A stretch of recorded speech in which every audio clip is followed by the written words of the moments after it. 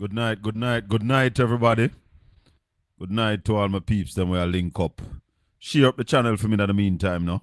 Tonight we're gonna be having Dr. Peter David Phillips. Yeah. And I don't know how many of you heard Andrew Wellness a while ago. Say him a reset the government. A joke. But cut off a little piece so me I play for now.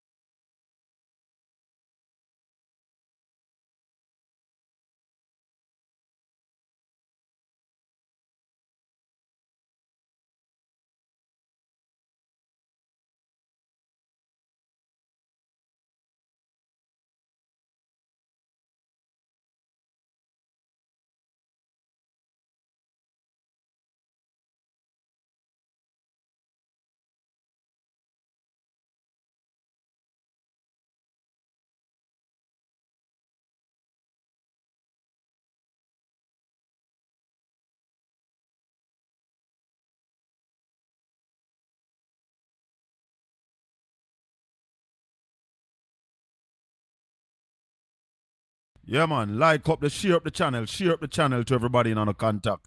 Tonight, lots of revelation. Dr. Peter David Phillips is gonna be my guest.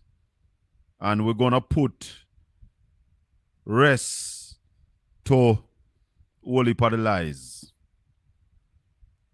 I hear from the man himself tonight. Yeah.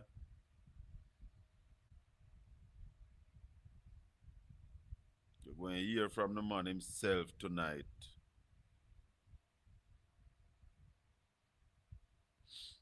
Mm.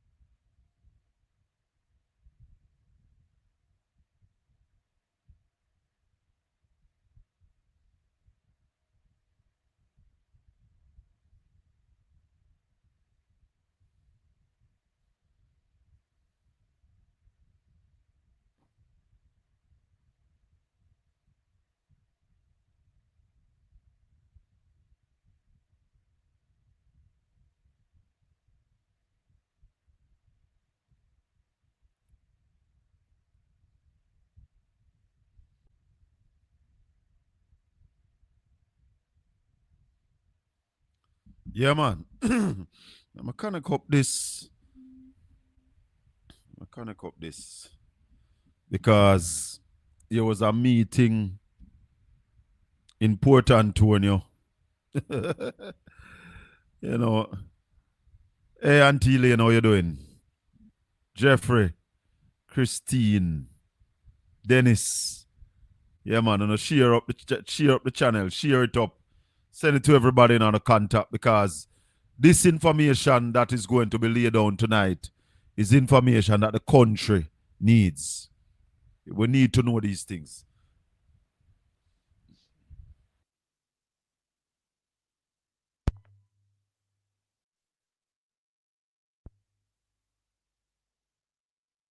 Listen to Andrew Wallace. Now touch it for early, I'm going to hear it. Early bird get the most worm. Not quite a new era. Again, we have been speaking about this, but the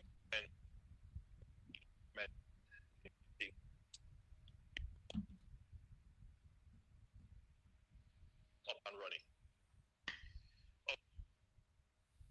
Entertainment are world renowned, but we have not truly maximized or monetized its potential.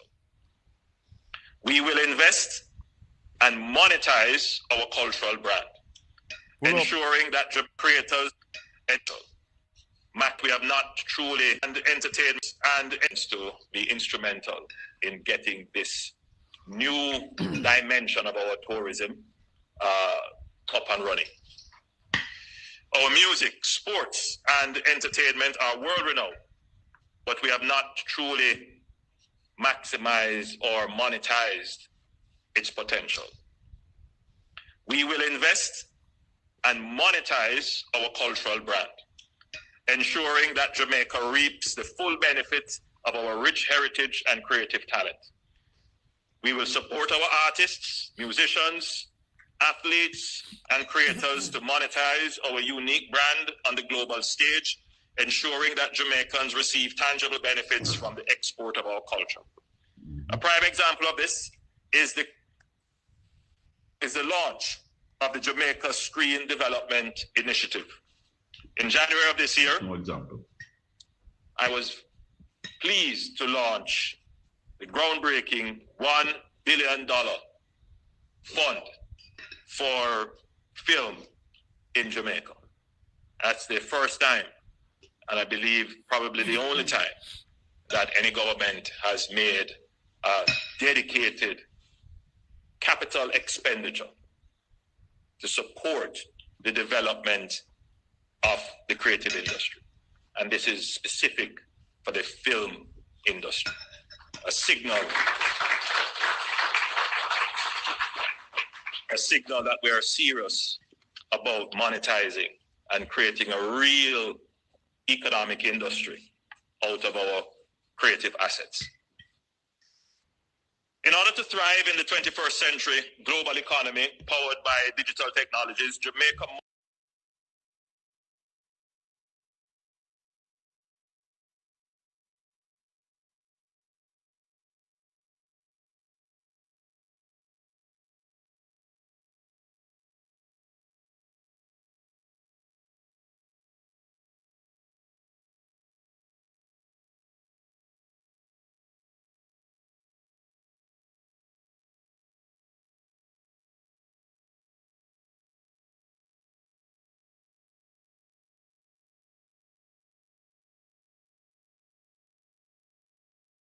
that Jamaica reaps the full benefit of our, not quite a new era. Again, we have been speaking about this, but the government intends to be instrumental in getting this new dimension of our tourism up and running.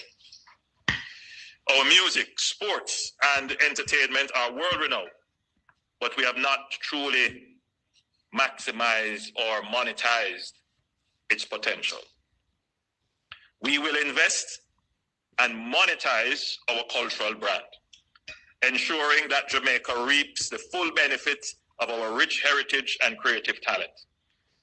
We will support our artists, musicians, athletes, and creators to monetize our unique brand on the global stage, ensuring that Jamaicans receive tangible benefits from the export of our culture.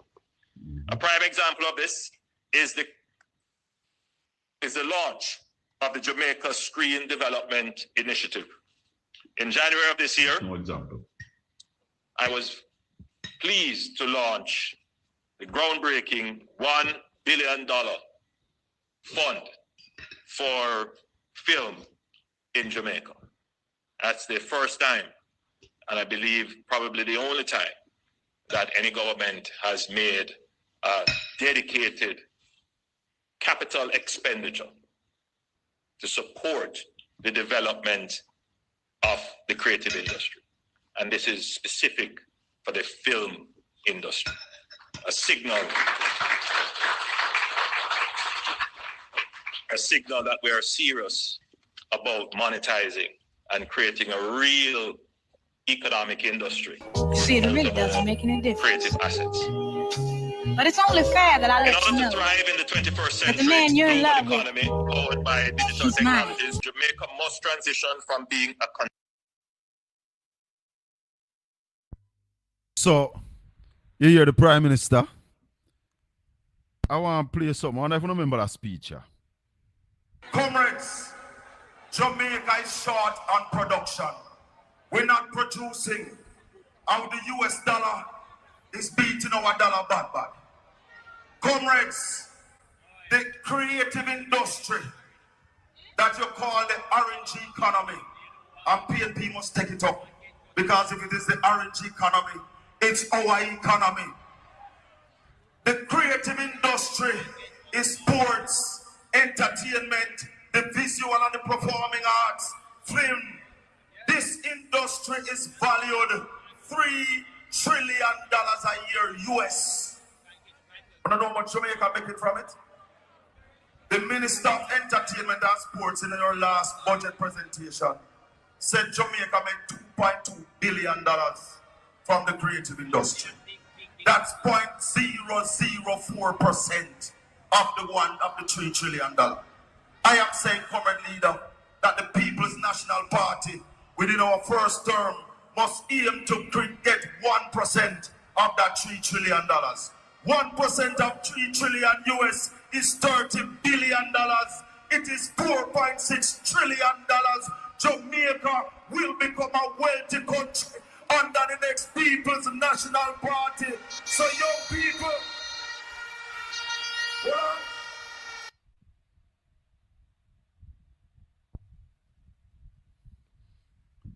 You see, my people, when I talk some things, some people go on like say, we don't know what we are talking about. I learn them just I learn. And they have been awakened by yours truly intervention, telling them about the culture and the creative industry. Them still not understand it. They don't know what to do. Talking to you, you got your Stars FM Android app. So, as we get ready to join Styles FM and Caribbean Radio HD, because you see my people, you see this platform here? This platform here is solution-based. It's not just about the problems, because everybody can articulate the problems. But it's not everybody get the gift of vision. And that's what we have over here. Vision. Me hear the Prime Minister say in his speech Sunday night, Celine, good evening. Christine Gilbert. Lensworth. Yeah, man. We in Global TV. Welcome, man. Welcome all vloggers and bloggers. We provide the content. So we welcome everybody to the platform. Yeah, man. The only thing we ask is that when we not share the content, to not give you credit. You understand? And we see what this girl named Bella. I wonder if I'm a family. She don't ram for give you credit. Big up yourself. And we name Arapmatic TV, yeah. And one big up Make We Talk. Yeah, man. Big up on yourself. We love to have you all on the platform. Increase at least 5 times in the last year. Talk to me. Talk to me. This and every Tuesday evening from 8 p.m. until 10 p.m. on Styles FM. 96.1, 96.5, 96.7, all on your FM band. Shortcut to the fame. Colin Anthony. Talk to me live on Styles FM. Call me on 804-7072. WhatsApp 804-7072. Let's make this a night to remember.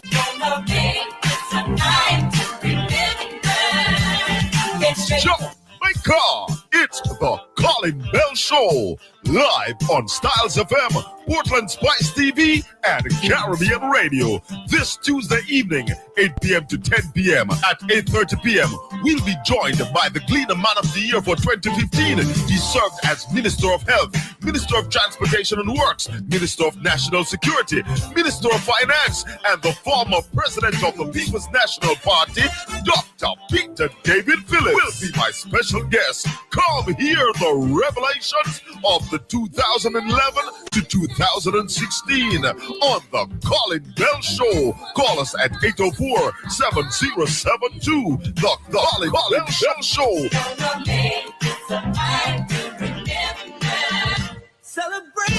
Thank you, Father Jacko. Thank you, Father Jacko. I could not take that. I could just go in it. Thank you very much, Father Jacko. Blessed is the man that walketh not in the counsel of the ungodly, nor standeth in the ways of sinners, nor sitteth in the seat of the scornful. But his delight is in the law of the Lord, and in his law do we meditate day and night. For we shall be like trees planted by the rivers of water, that bringeth forth fruit in its season. Our leaves shall not wither, and whatsoever we do will prosper. The ungodly are not so. They are like a trough which the wind driveth away. And we don't really focus upon the ungodly. Yeah? We want to say, welcome to Portland Spice TV. Welcome to the Colin Bell Show. Welcome to Styles FM 96.1, 96.5, 96.7. Those are all on the FM band. Caribbean Radio HD over there in New York, Florida, internet radio. Check it out. We are also on Facebook, you know. We are on Facebook at Grandi Nanny, PNP Grandi Nanny. Yeah, man. So we invite everybody to join us tonight. Information that will be laid out here tonight, really critical. And we say to people that when you come on the program, the intention is to educate you. Yeah? Give you education. And the fact that we educate you through this level of entertainment. Yeah, man. And that's what we do right here on Portland Spice TV. We do it on a Tuesday night from 8 until 10. But you know what, my people? I see Dr. Phillips in the room already, you know. So we did announce that he would join us at 8:30, but once Dr. Phillips is on, we're now going to keep him waiting, because Portland Spice TV will respect the people who respect us and find the time to come and sit with us and give us the information. So without any further ado, I am going to welcome Dr. Peter Phillips to Portland Spice TV. Dr. Phillips, good evening. Good evening. How you doing? I'm good enough, my brother. I'm good, my comrade. How are you? I am good, thanks. I am good. We don't see much of you these days.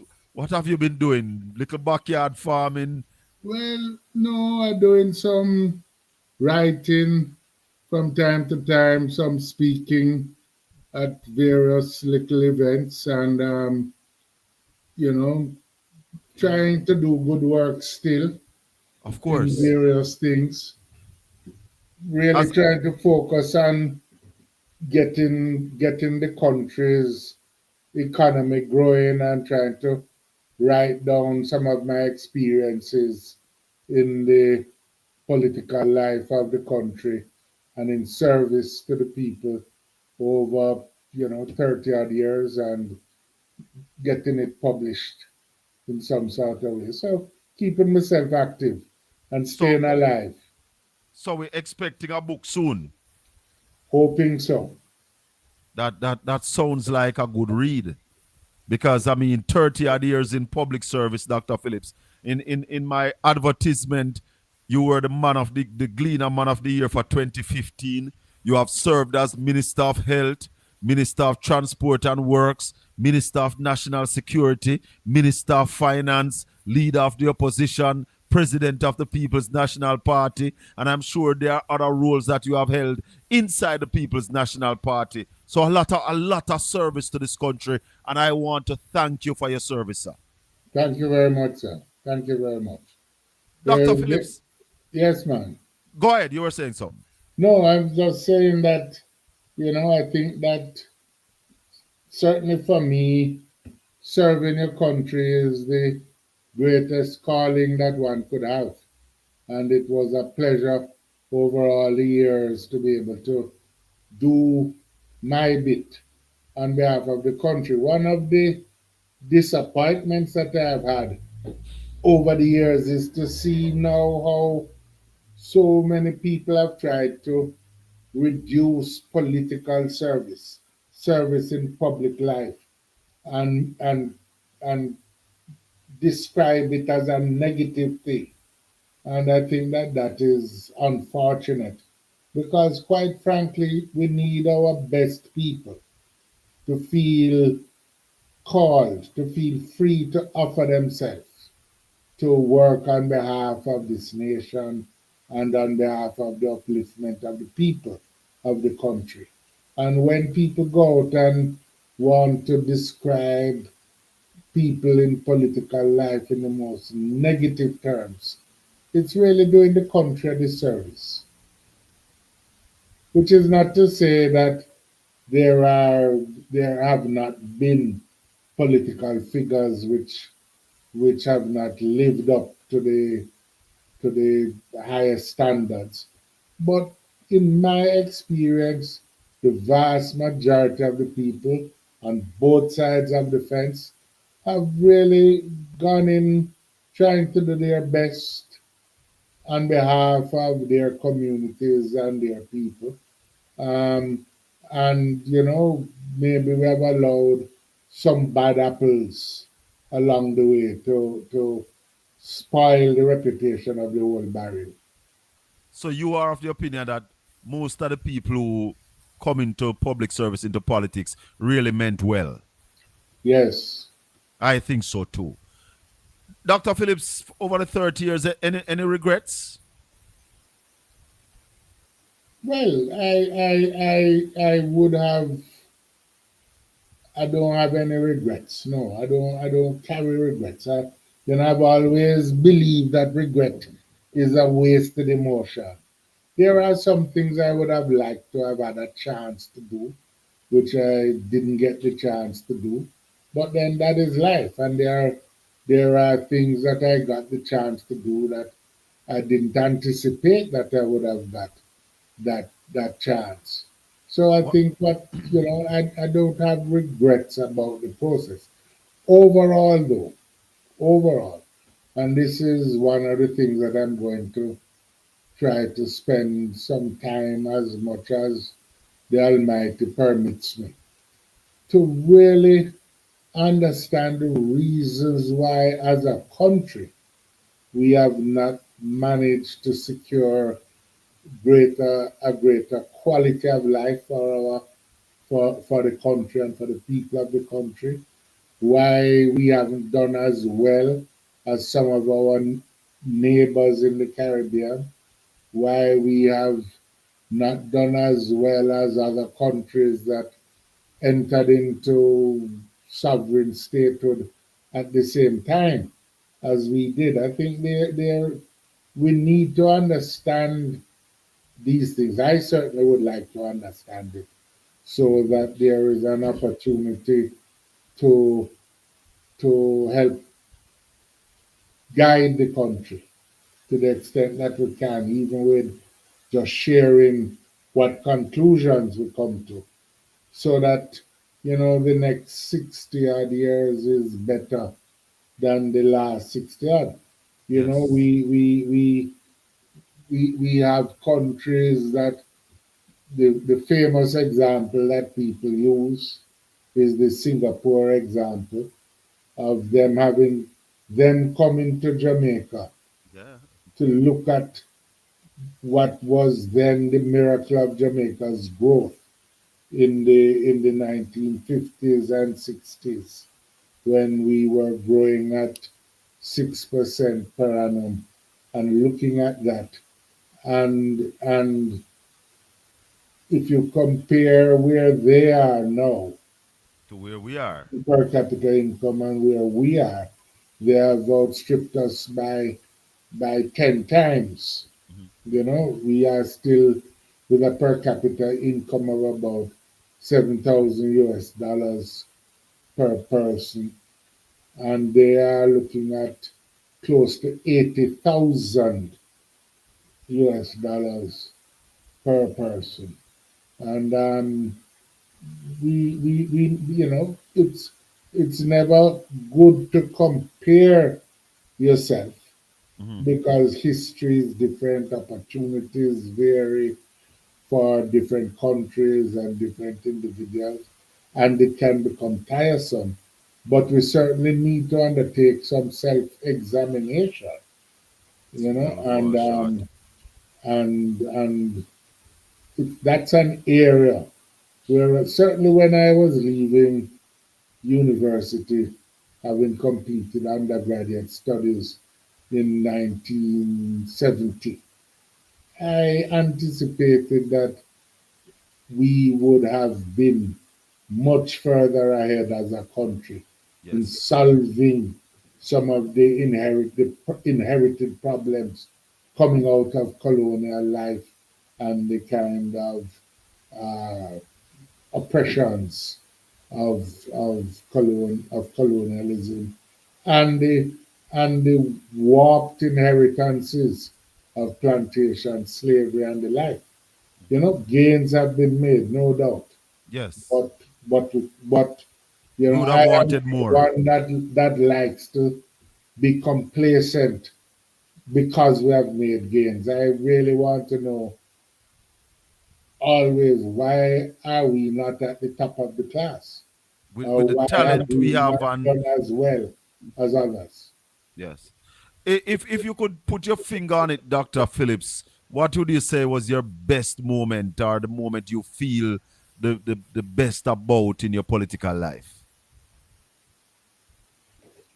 Well, you know, I think that there are many things that struck me. I think that taking the country from the brink of economic and financial disaster and being part of that cabinet under the leadership of Comrade Simpson Miller that really struggled hard to get a program of support from the International Monetary Fund and from the World Bank and the IDB that really took us from the brink of disaster because quite frankly there was a view in Washington at that time in the IMF. It's not a secret. It's been written about in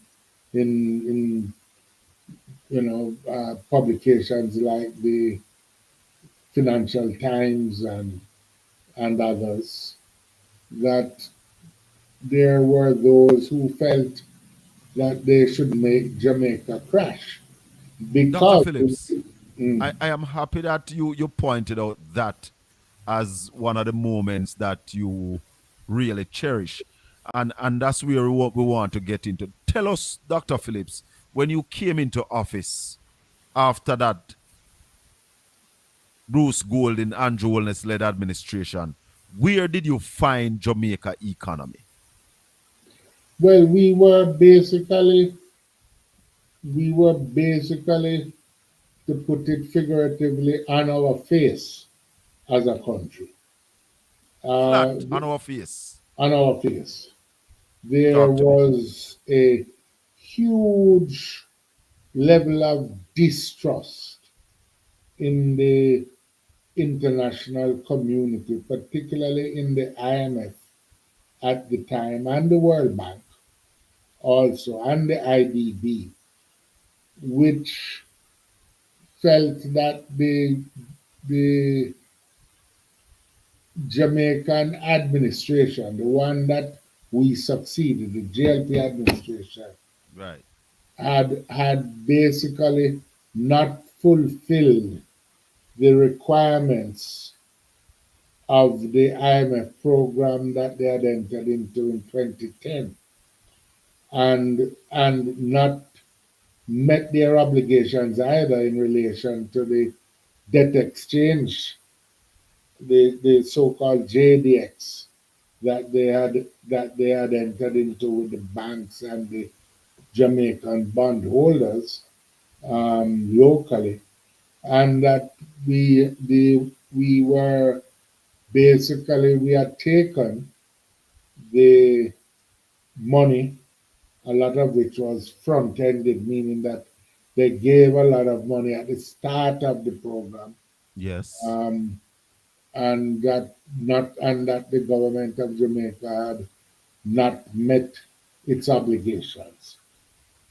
We were our reserves were dwindling when as we got into office, because at that time we were basically closed off from the international community. So you The couldn't get no money banks for were borrow. not prepared to lend money except at exorbitant rates. Our credit ratings were very, very negative. The the IDB, the European Union, the World Bank, the IMF were not prepared to transfer a single dollar To to Jamaica. Jamaica. There was the only people that we were able to get international support from at the time would have been Venezuela under the Petrocarib funds, which allowed us access to oil, and there were some small Chinese loans that were in the system at the time. But otherwise, there was nothing. And the position was, particularly among all the G7 countries, which are the main creditor countries, that is to Yeah. say, the US, the UK, the EU countries, which included at that time the UK, but France, Germany, uh, Canada, all of them, Wouldn't was lend you that no money. unless we came to an agreement with the International Monetary Fund, no money could flow. So that there were committed funds, for example, from the European Union, which we couldn't draw down. Committed funds also from the IDB, which we couldn't draw down because of the trust deficit and the bad name Can, can, that can I Jamaica had acquired. can I back up a little bit, Dr. Phillips, because you've been in there over 30 years as a senior member. The PNP administration prior to that, the GLP came in power 2007. Where did you leave the economy in 2007?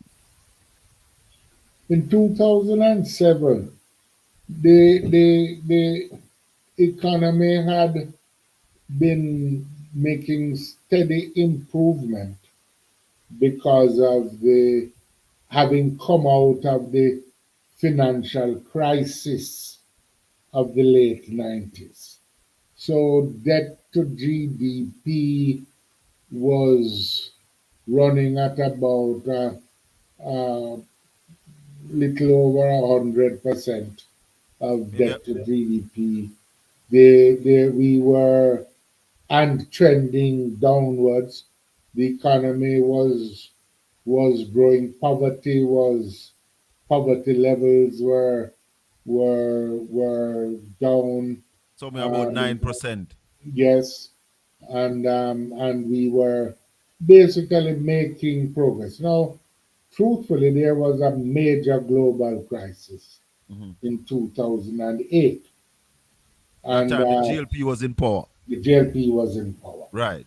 And well, in the first instance, they didn't respond to it quickly. You might remember there was a point when the then Minister of Finance said that the crisis was going to be good for Yes, it Jamaica. would benefit Jamaica. It wouldn't hurt us. Yeah, so there was that kind of misconception. We'll put it that way. Right. That was there.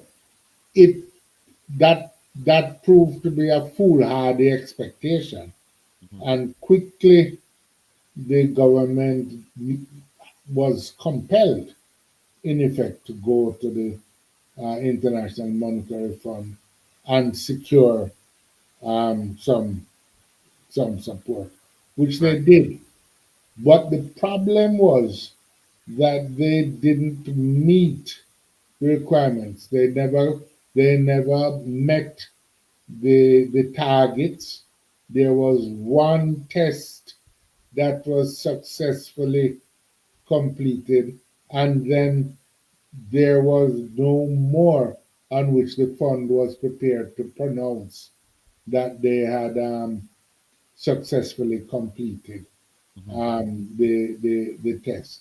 So they There took one was IMF test and couldn't take any more. I don't want to make a well, they didn't put it Right. that way. They didn't meet the targets for the um didn't meet their targets for net international reserves. The primary surplus targets, the budgetary targets were not met by the government. There were purchases that were made, for example, of buses without the approval, or in fact contrary to the agreements with the fund. And so the program went off stream. Right. By there was no more money coming after uh, early 2011, right? It was a 2010 program that Right. was signed in the autumn of 2010, I believe. Going just straight from memory, and they were it was off the rails So as you by said, 2011. And so when we came in, there was a bare cupboard, in effect, nothing. and there was a bare cupboard. And nobody would Um, talk to you. well, they spoke, but what they were saying was not comforting. They were not willing to come to agreements. We had a review done. We found out, we identified the targets that had been missed, and it took a very long time, as I said, because and the history is replete ultimately with what the reality was. Mhm. We spent time in negotiations. We were willing to do the heavy lifting, but there was a strong body of opinion that basically said you cannot trust the Jamaican authorities. And Because people, despite our efforts, one thing despite people need to understand, Dr. Phillips, is that whether GLP or PNP, it is Jamaica it that the is IMF Jamaica, deals with. and when Jamaica develops a bad reputation with the international community, the entire population, not just the political leadership, but the population Suffers. suffers Mhm. in that situation. It took a lot of diplomatic effort in which the Prime Minister got engaged, in which I myself got engaged. We had to try to mobilize influence with the people in Congress and the Black Caucus in the US Congress, Mhm. and more widely afield in the administration of that period, the Obama administration, and others, to make the point that, look, Jamaica is going to crash and we can't do anything more. So, you know, because of the influence of the PNP and Comrade Simpson Miller, and the PNP generally.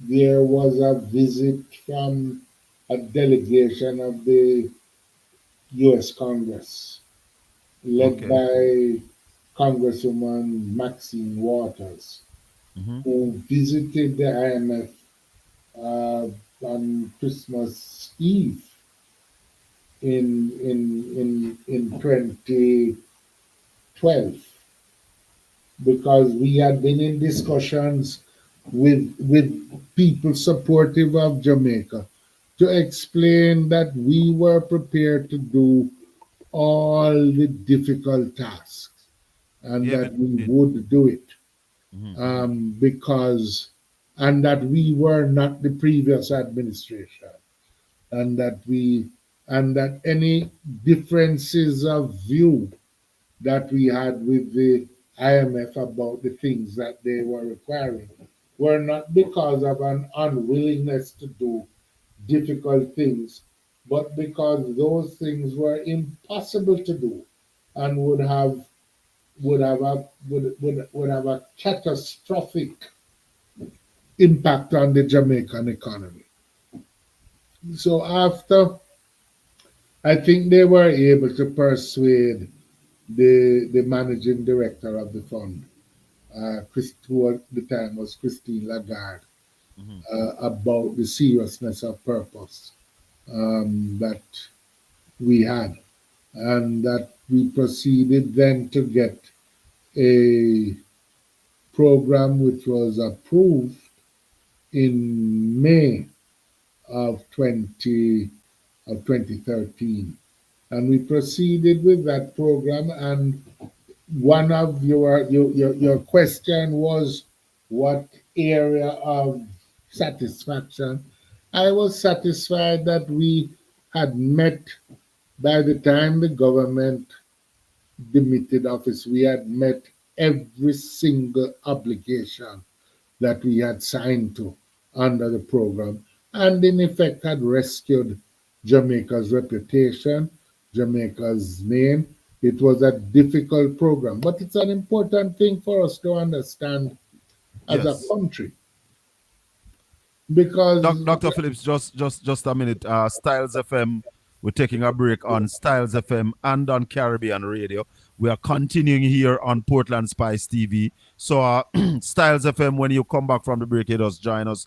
Caribbean Radio, you do the same thing. You're listening to the former Minister of Finance and the former opposition leader, still member of Parliament, Dr. Peter David Phillips, one of the persons who really rescued Jamaica, because, as he said earlier, when the PNP came into office in 2011, or was it 2012? 2011, I think, well, we late won the election 2011. The December. government was sworn in 2012 in the Right. January. Yeah. Jamaica was on its face. The international market would not talk to us. We were locked out. We couldn't get no money from the IMF. All the multilaterals, IMF, IDB, the G7 European countries Union, absolutely, all of that. wouldn't lend us any money. But before we go deep into it, Dr. Phillips, how do you feel now when you hear people on the political platform saying that they are the ones who rescued Jamaica in 2016? Well, I recognize that, well, there was no rescue, and they know that. There are other occasions they have spoken differently. They are the Well, same I'll ones. tell you something, Dr. Phillips. I don't know if you heard the Prime Minister this evening. He No. did give you credit this evening, finally. Well, and he has done it before on different occasions. But, I really want to say not about, it's not about, we never did this, as I'm saying, never do it for the likes. Did it for the love of country Yes. and because it had to be done. Right? Now, the fact of the matter is that if you ask me about the things appreciated about time in political life. And I mentioned one. There are others, Yes. but we Yes. don't. But we don't have to focus now on that. But if you ask me about the negatives, one of the negatives I think is that our political culture is too tribalistic.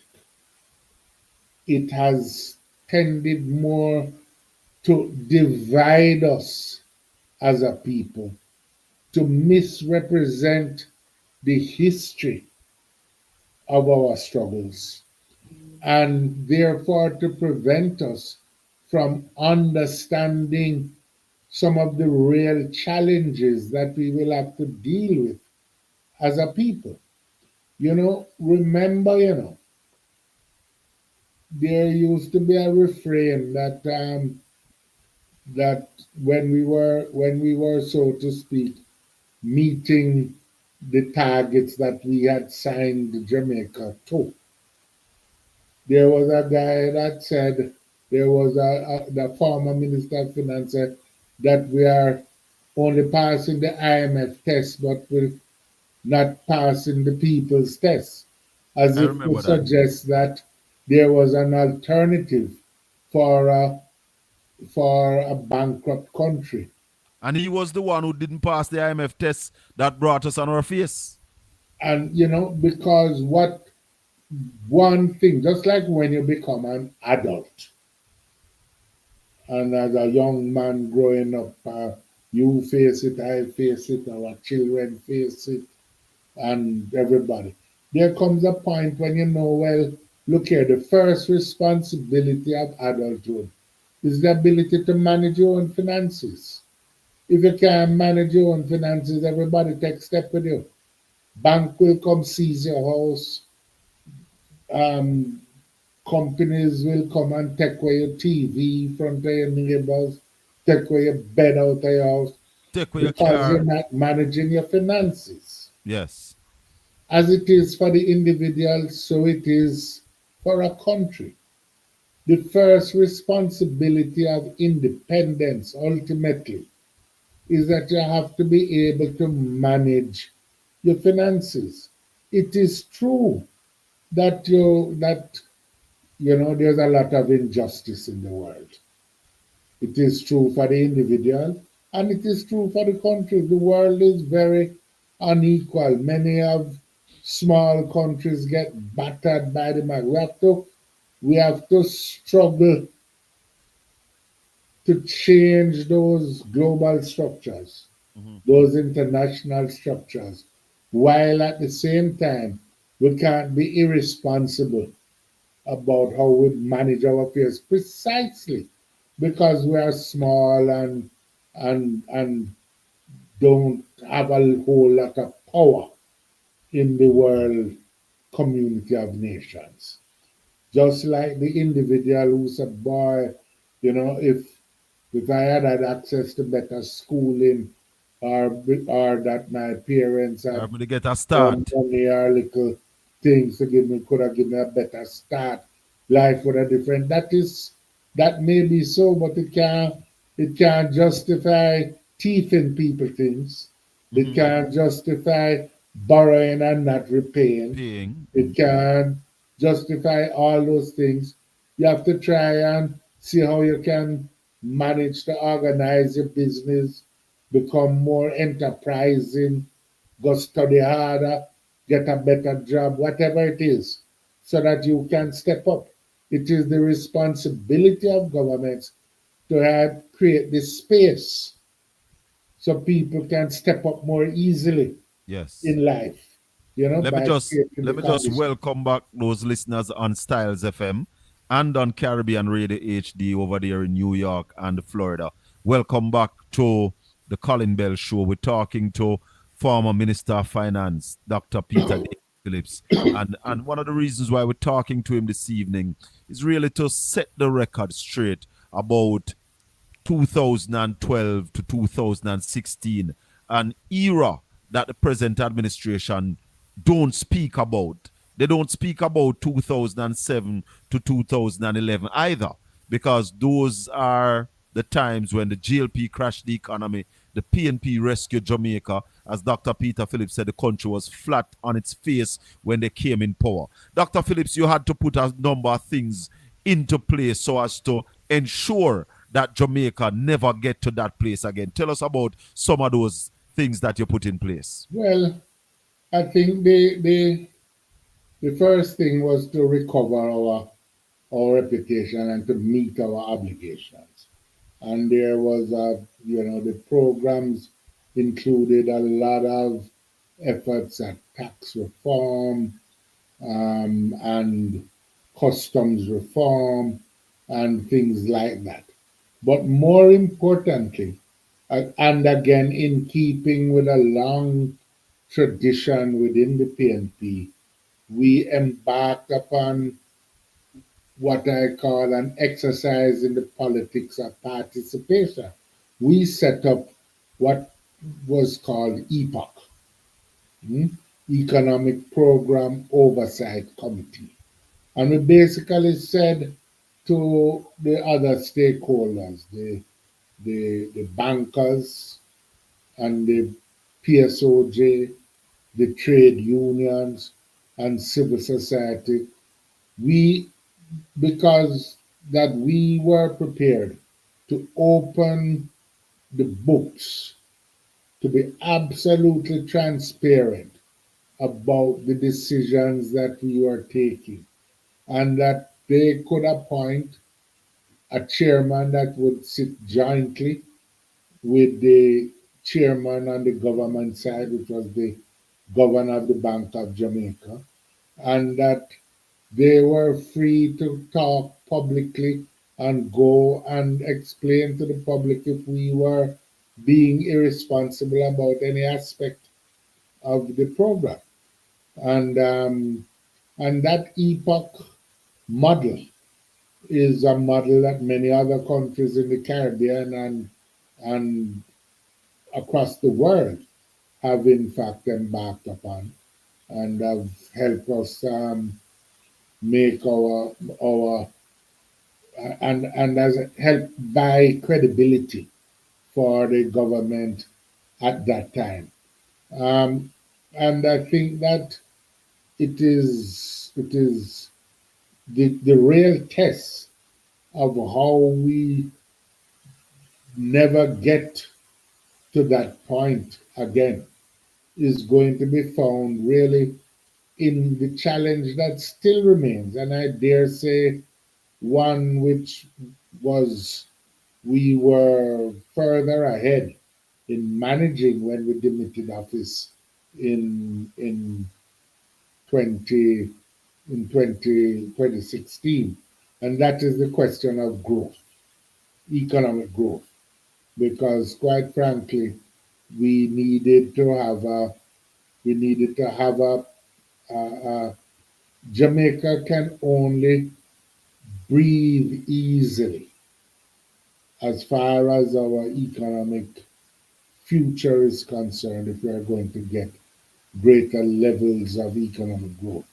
Over the past 8 quarters, 2 years, we have not had any growth in the economy. Even before the government, likes to make a lot about the pandemic, and the pandemic did have a negative effect on the economy, no doubt about it. All right, Dr. But, Phillips, let me just stop you there a bit because we lost everything a while ago. We had a power outage. So oh, we lost a lot of what you were saying. But we are back now. Hope we are back on Styles and on and Caribbean Radio. and I can't stay with you too long enough. But That's I all right, want to Dr. say Phillips. something. I But want to just, say something. yeah, go ahead. I was saying, I made the point about EPOC, Right, yes, that's where we lost you. and that the EPOC model has been extended to many countries by the IMF and many across the Caribbean, and it is an area in which we in Jamaica should feel proud because it was a homegrown Jamaican institution, you know. Yes. Now, the second point I was making is that we can't really, as a country, take any comfort in our condition, despite what we have managed to do in reducing our level of debt. We can't take comfort unless we are able to master the challenge of economic growth. Growth. Because Growth. it is only by mastering and securing greater levels of economic growth that we will be able to offer people the higher incomes, the higher quality of life, the better schooling, the better health systems, and the like. That is the whole purpose Mhm. of our existence as a country. And the experience in recent years has not been good. Mhm. And I dare say the experience over a long period of time has not been good. And I don't find any, while we can, you know, while I understand people getting on the political platform, I've done it myself, and making the claim that I did better than you Mhm. and you never did what I did. I think that we should collectively accept that there are some challenges that we need not to quarrel about, but to collaborate in trying to meet the objectives. It made no sense when the JLP in 2016 gave the impression that they would be able to give away resources without recovering it Mhm. in taxation. Right. It, thankfully, the IMF told them the time of day and they did meet that obligation. But it shouldn't take some people from outside to teach us as a country the basic responsibilities of running a sound economy. And also, given the given the experience that we had set up in the period of before we came, before the government changed, we had set up a growth agenda secretariat to marshal all the government's efforts in relation to growth and undertake the things that needed to be challenged in order to deal with it. The government, the new government came in, swept this all aside. They have not secured any growth. Remember, they were talking at a point in time about 5 in 4. And Uh, that's the question I want to ask you, Dr. Phillips. What is it that we need to do as a country now so as to grow this economy? well, there are some critical areas that will require the mobilization of the whole society. Energy and energy costs. You Yes. cannot, there has been a steady increase in the cost of energy over the past 8 years. It is almost said that we have the highest energy cost in the world right now. And well, I'm not, I don't have the evidence to say that, but I know that they have more than doubled in from what they were in 2016.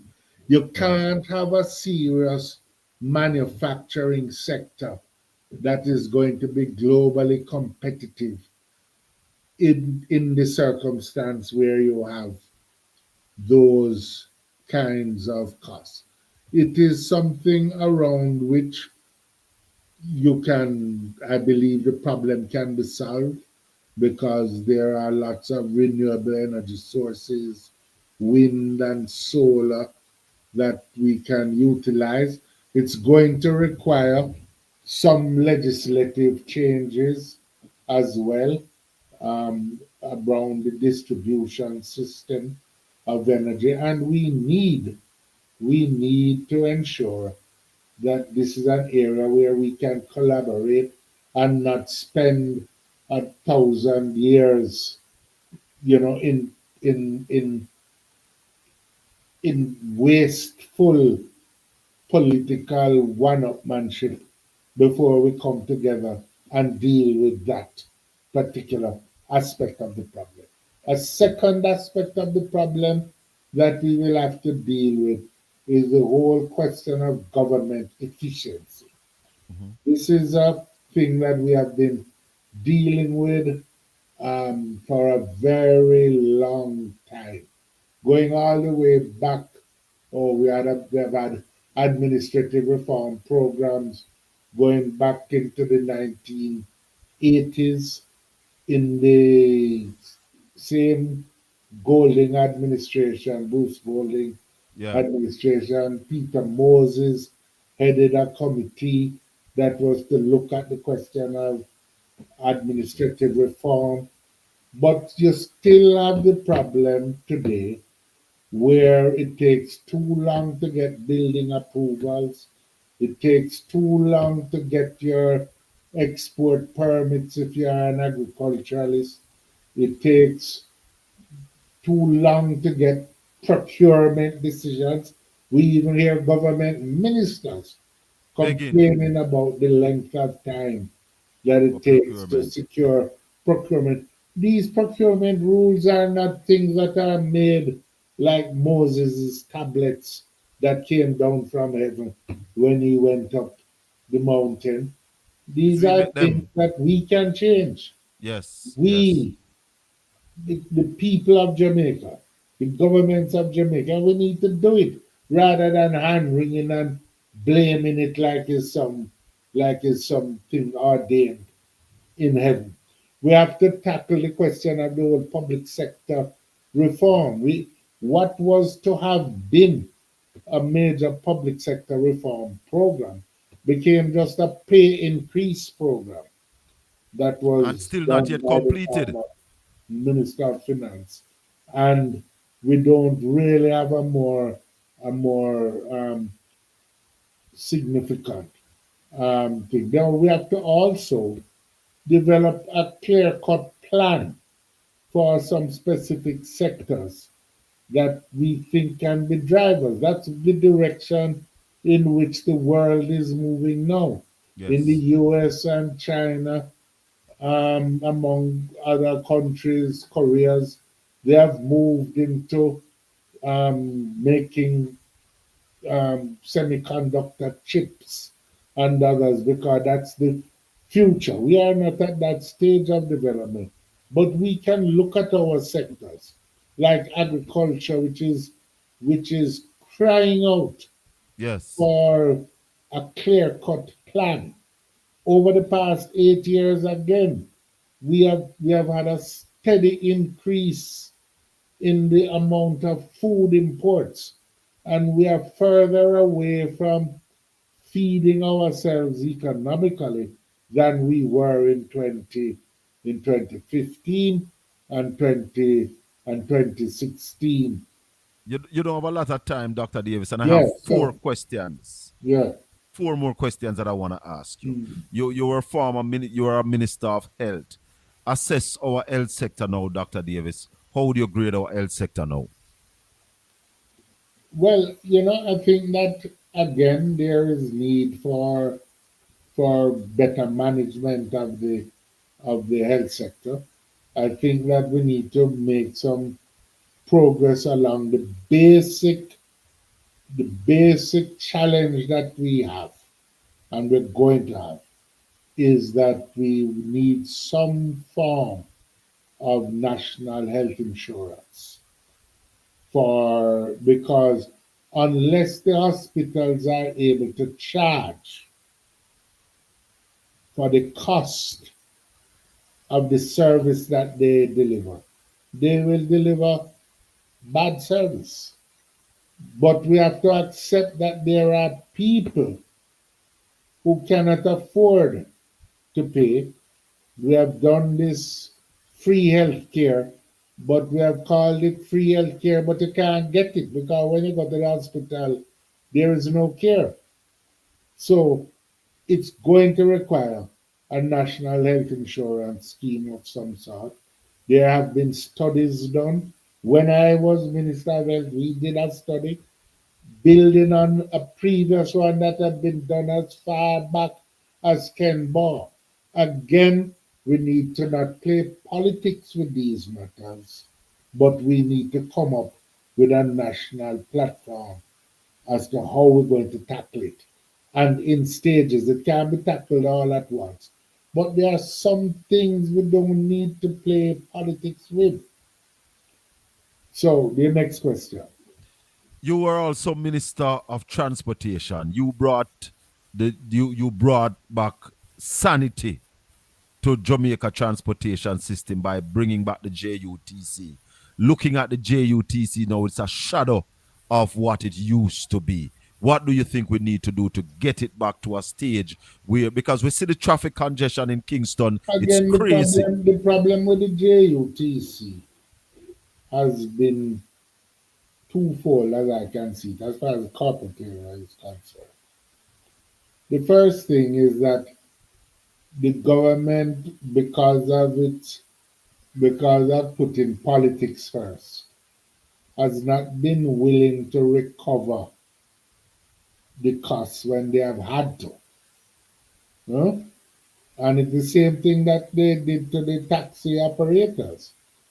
As the price of tires going up, the price of gas going up, the price of everything was going up, but they're not bringing any efficiencies to operate, and they're not going to raise any fares because of the political difficulties, and therefore the end result was that, as you see it now, you're going to have to take people, anybody who is proposing to govern has to be willing to have honest dialogue with the country about the challenges which exist. And the second part of the crisis of the JUTC was that they at the same time while the JUTC was running down, they put an unlimited number of vehicles, taxi operators on the Yes, road. to compete with the JUTC. Exactly. You were also Minister of National Security, Dr. Phillips. Our murder rate is one that is most uncomfortable. What are your suggestions to this present government as it relates to murders in Jamaica, homicides? Well, I think that there are some elements that I would recommend to them to reconsider. I am pleased that from what I can observe from my distance, that there seems to be a greater willingness to build an intelligence-led policing strategy, but which means that you have to spend a lot of effort on the gathering of that intelligence so that it can become actionable intelligence and you identify the people who are doing things.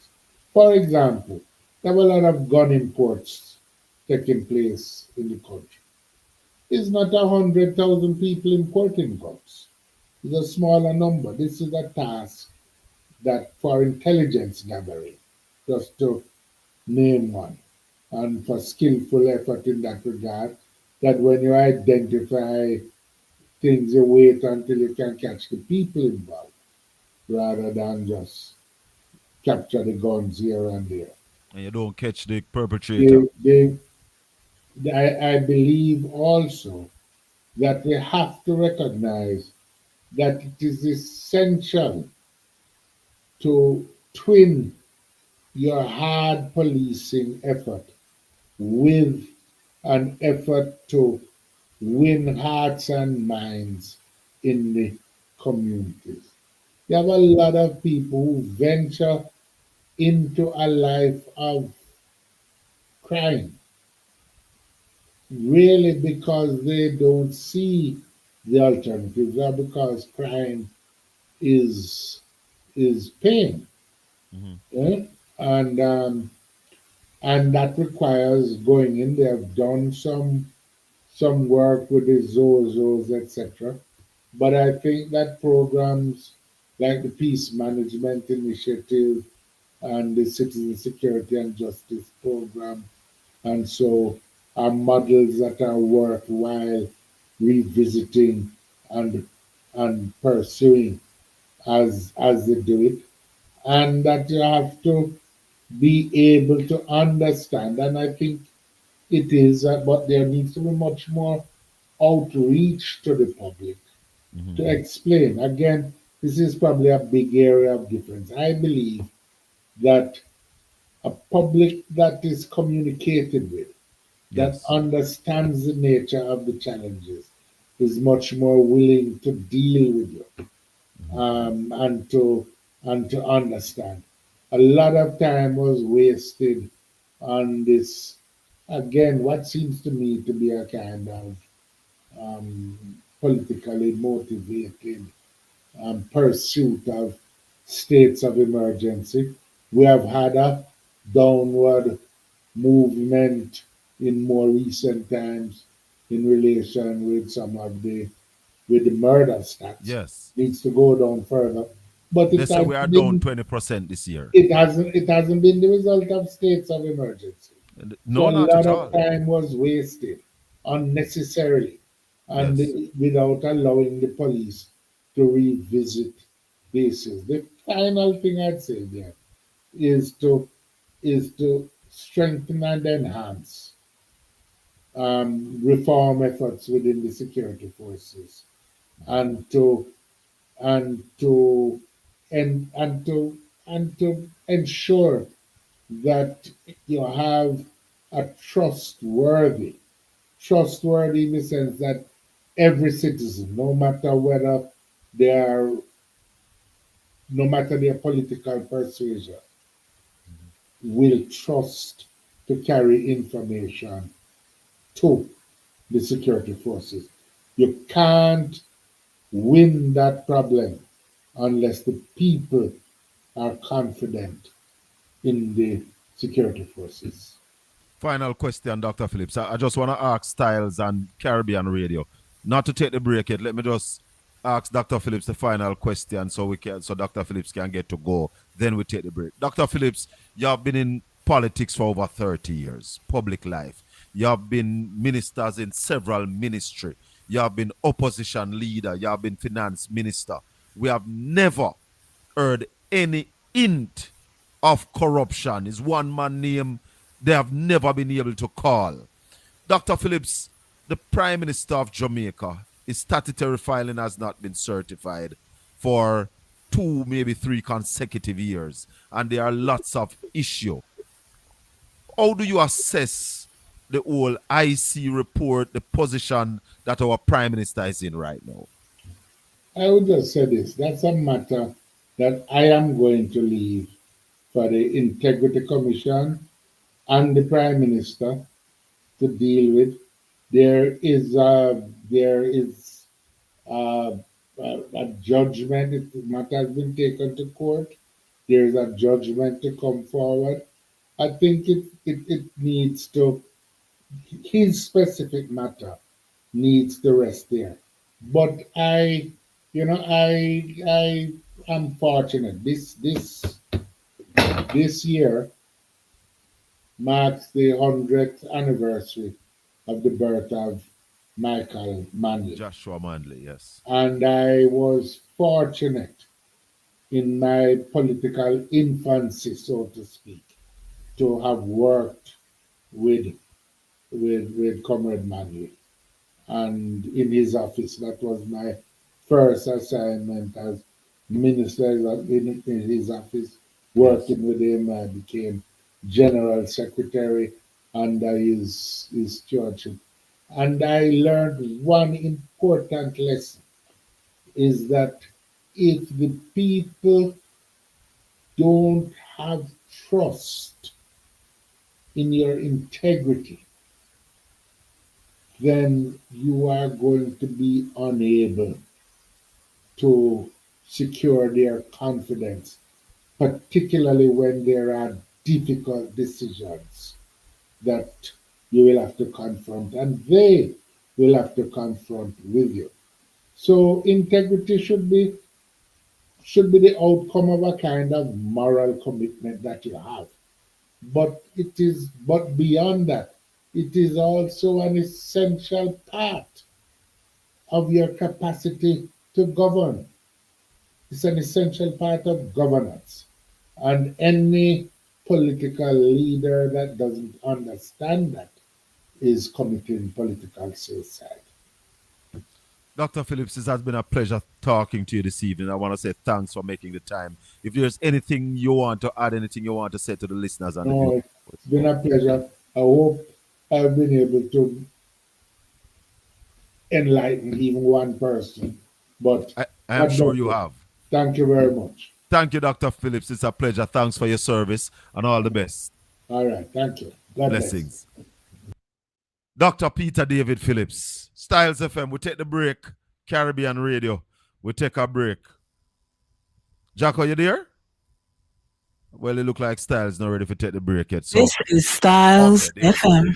It is back. That was Dr. Peter David Phillips, the Gleaner Man of the Year for 2015.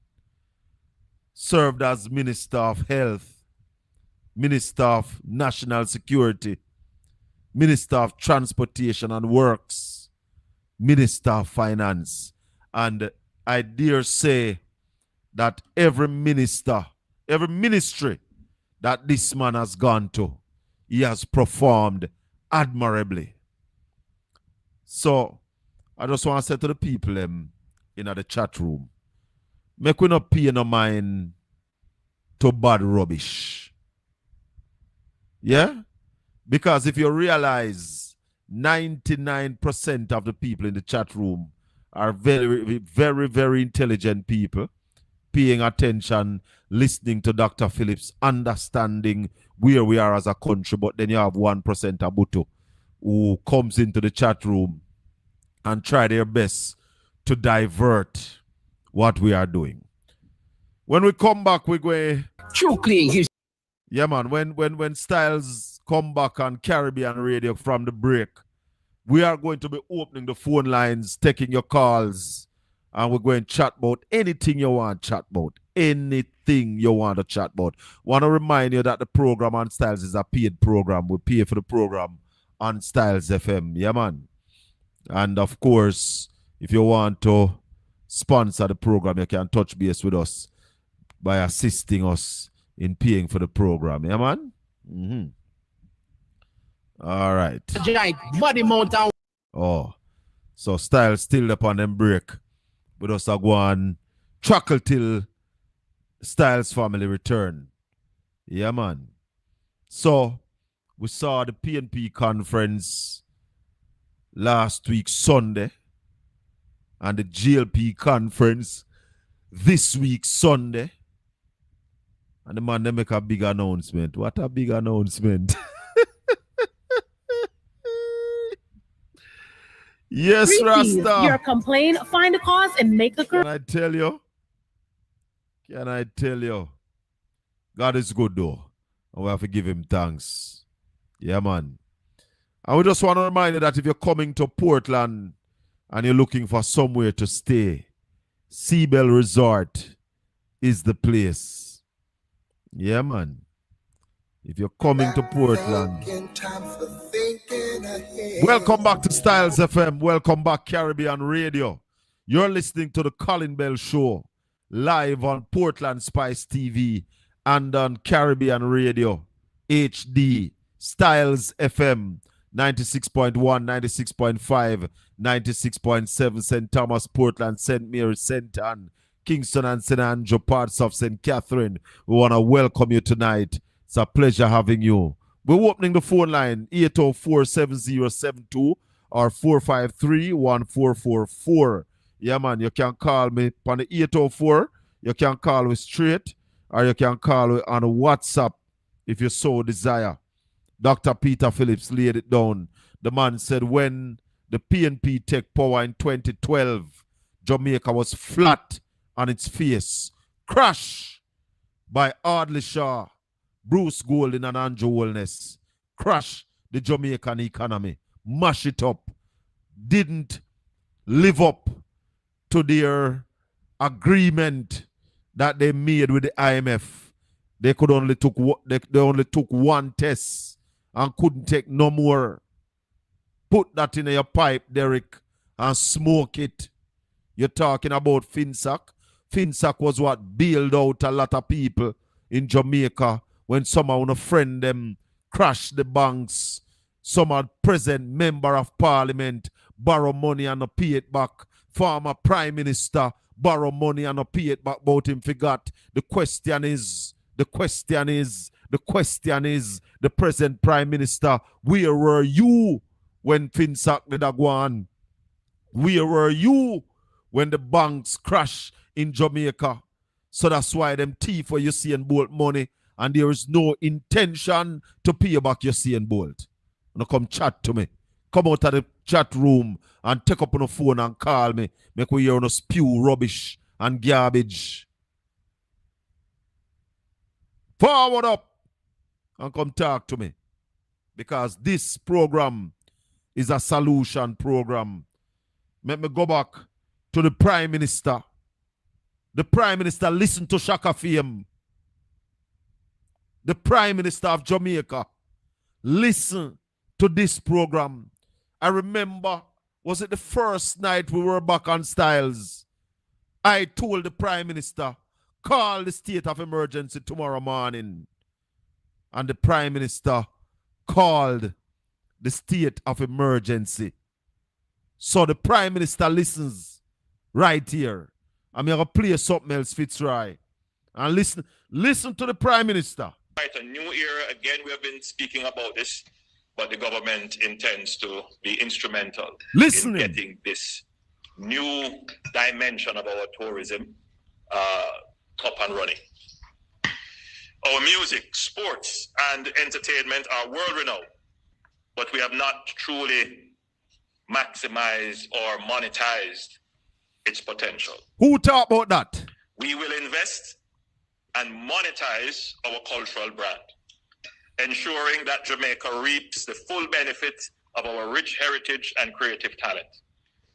We will support our artists, musicians, athletes, and creators to monetize our unique brand on the global stage, ensuring that Jamaicans receive tangible benefits from the export of our culture. A prime example of this is the launch of the Jamaica Screen Development Initiative. In January of this year, I was pleased to launch the groundbreaking $1 billion fund for film in Jamaica. That's the first time, and I believe probably the only time, that any government has made a dedicated capital expenditure to support the development of the creative industry. And this is specific for the film industry. A signal that we are serious about monetizing and creating a real economic industry out of our creative assets. In order to thrive in the 21st century global economy powered by digital tech. Who else in a year talk about exporting culture? tell me, who else in a Jamaica on a year talk about exporting culture? Eh? Pringle. Yo, Wagwan. you remember when you talk about something when we said to you? Where did it say? You remember? Where did it say the motif me idea? You remember now? Nothing wrong with that. The Prime Minister don't know what to do. Him don't know what to do to monetize the creative industry. May I tell you that? Them listen to me, Pringle, and them understand, say, yeah, this can make something there. But them don't know the fine detail because I have not given anybody the fine points of how to export culture. So the Prime Minister a catch on to straw. Yes, me I listen to them probably. But at least them are listen. At least they are listening. Okay. And I hope Well, go on. I hope that my people, because when PNP get in a power, which we will, we are going to do what needs to be done with our culture and our creatives. Talk to me. Anyway, the other night me hear party leader at that. Yes. And he might tell you the things that him do to develop the country financially. The laws and things we make. Yes. The party high make this and something. Yeah. And you ask him, say, but why you don't talk about those things more? He said to you, say, him not like big up himself. You remember? Yes, I remember. Anyway, you hear the Prime Minister since evening? Yes, I listened to him. And he still a dive down with everything about the PNP Kazi. Yes. Right? Yeah, hear me? Yeah, man, loud and clear. But every time the Prime Minister make a speech at the PNP cause everything wrong. Mark Golden did a lot when in the Minister of Justice. But him now a big up himself. So people don't know the good or if him do any good, right? Majority of people. Right? Yes. But you never know. Maybe you was young when Michael Manley win Bustamante. Yes, sir. Win Tierra. I was young. Very young. Yes. Maybe Buster did go sleep the night because them the time the election result it hard to get. You have to wait till the morning. Yeah. You know when then tell Bustamante the morning say PNP win the election. You hear what Buster said to them?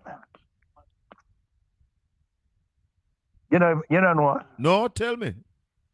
Buster say, when you sit down on the backside and make the PNP win the election.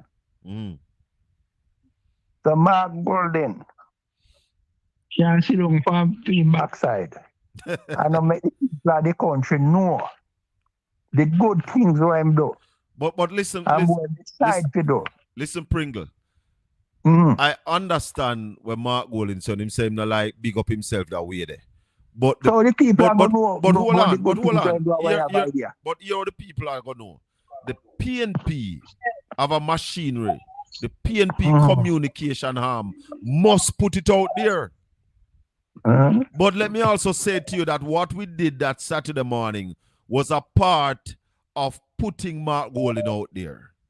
Getting him to talk to the people or the people to hear Mark. Have you ever heard him like that?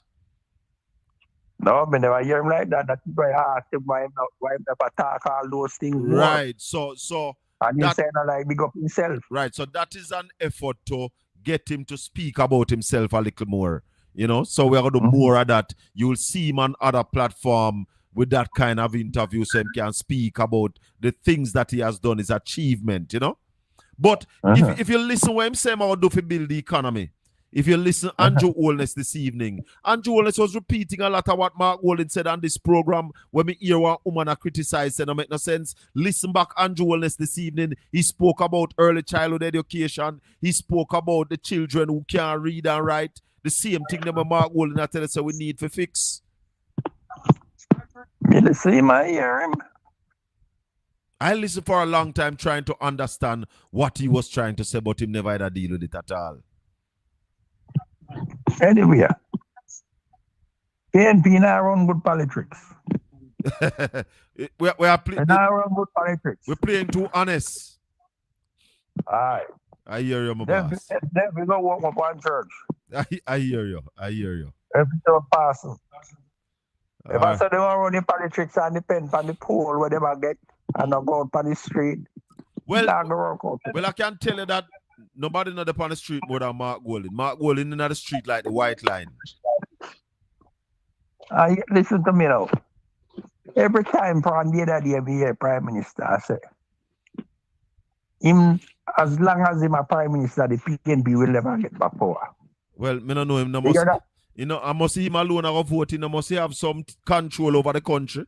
No, you say if you're hearing this, sir. I have heard him. Him not going to allow it. Many speech. So him not going to allow it. Yeah. So, I don't know what kind of control nobody a question him and ask him what I mean. Nobody not. You see, most of the journalists, them now weak like rat. So, I said it the other morning that social media have to take over the fourth estate because mainstream media has been bought and sold. So tell me now, when them in a parliament, Mark Walden can ask him that question. Him not going to answer. You have to table the questions and them have 21 days to answer them, and because them have the majority in a parliament, sometimes them not answer them. Oh, so you want to answer? Yeah, it's not like the UK Parliament where the Prime Minister have question time where you can get up and question him right this and him have to answer. Them man you duck the questions and then the Speaker of the House also protect them. You know? Because they can't cut off the mic. Yes, that is it. That is it. But me know, journalist, to me that is a question he need to answer the country. Listen, the Prime Minister need to answer a lot of questions. I said to the journalists in this country that every politician that you're going to interview, you should ask them if they are under investigation for illicit enrichment. And they are afraid to ask that question. So everybody will know what we're going to do business in December. Well, what it is, the court going to rule whether or not they are going to give him leave for judicial review. And my guess is that the court not going to grant him no leave. That is my guess. But we pick it up again, Pringle. Big up yourself. Respect. Yeah, man. 804-7072. You can call me straight or you can call me on WhatsApp. If you're listening to Styles and you have the Styles number 453-1444, you can call me upon that as well. We're taking your calls. We're talking about everything. So you heard the man, the Prime Minister. I played what the Prime Minister said. But me not brag, me not boast. But me I go play my speech from December. Was it December 3rd? December 3rd, 2023. Listen this. Comrades, Jamaica is short on production. We're not producing. How the US dollar is beating our dollar bad. Comrades, the creative industry that you call the RNG economy, and PNP must take it up. Because if it is the RNG economy, it's our economy. The creative industry is sports, entertainment, the visual and the performing arts, film. This industry is valued $3 trillion a year US. I don't know how much Jamaica making from it. The Minister of Entertainment and Sports in your last budget presentation said Jamaica made $2.2 billion from the creative industry. That's 0.004% of the $3 trillion. I am saying, current leader, that the People's National Party within our first term must aim to get 1% of that $3 trillion. 1% of $3 trillion US is $30 billion. It is $4.6 trillion. Jamaica will become a wealthy country under the next People's National Party. So young people, So, you see what me I tell you now? You see what me I tell you now? We have a vision. And the vision is to ensure that Jamaica become a wealthy country. Some people are trying to stop God time, but you can't stop it. You can't stop it, me I tell you. So we are ready, you know. We are ready to grow this country. We are ready to earn big from the culture and the creative industry. $1 billion in film can't do it, Prime Minister. We need to invest 30 billion Jamaican dollars. 30 billion Jamaican dollars is what we need to invest in the culture and the creative industry. We invest that over 3 years and we will earn, what you hear me just talk about, 30 billion US dollars annually. 1% of the global market. I'll tell you something more. The culture, well, Saturday morning, we had Ralston Iman on the show. And it was a great show Saturday morning. You know, Ralston is the numbers man. We had Ralston for about an hour. And then after that, we had Dr. Deborah Ickling Gordon, the shadow minister of culture and the creative industry. We had Dr. Olivia Rose, the junior shadow minister of culture and the creative industry. Yours truly, Colin Bell, who is the deputy shadow minister of culture and the creative industry. And we really laid out our plans, you know. And I am confident that if the Prime Minister was not listening, some of his surrogates were listening. And NC came today talking about culture, talking about the creative industry. And I said to you that we must start exporting Jamaica's culture. Other countries are exporting culture. In fact, we are importing culture. We are buying culture in this country, spending some serious money to import culture in this country. Yeah. And that's where we have that competitive edge, where we can compete with any country in the world as it relates to entertainment. But we have to know if we package it. And we have to know if we ship it. We have to know if we ship it. And that's what we've been lacking in.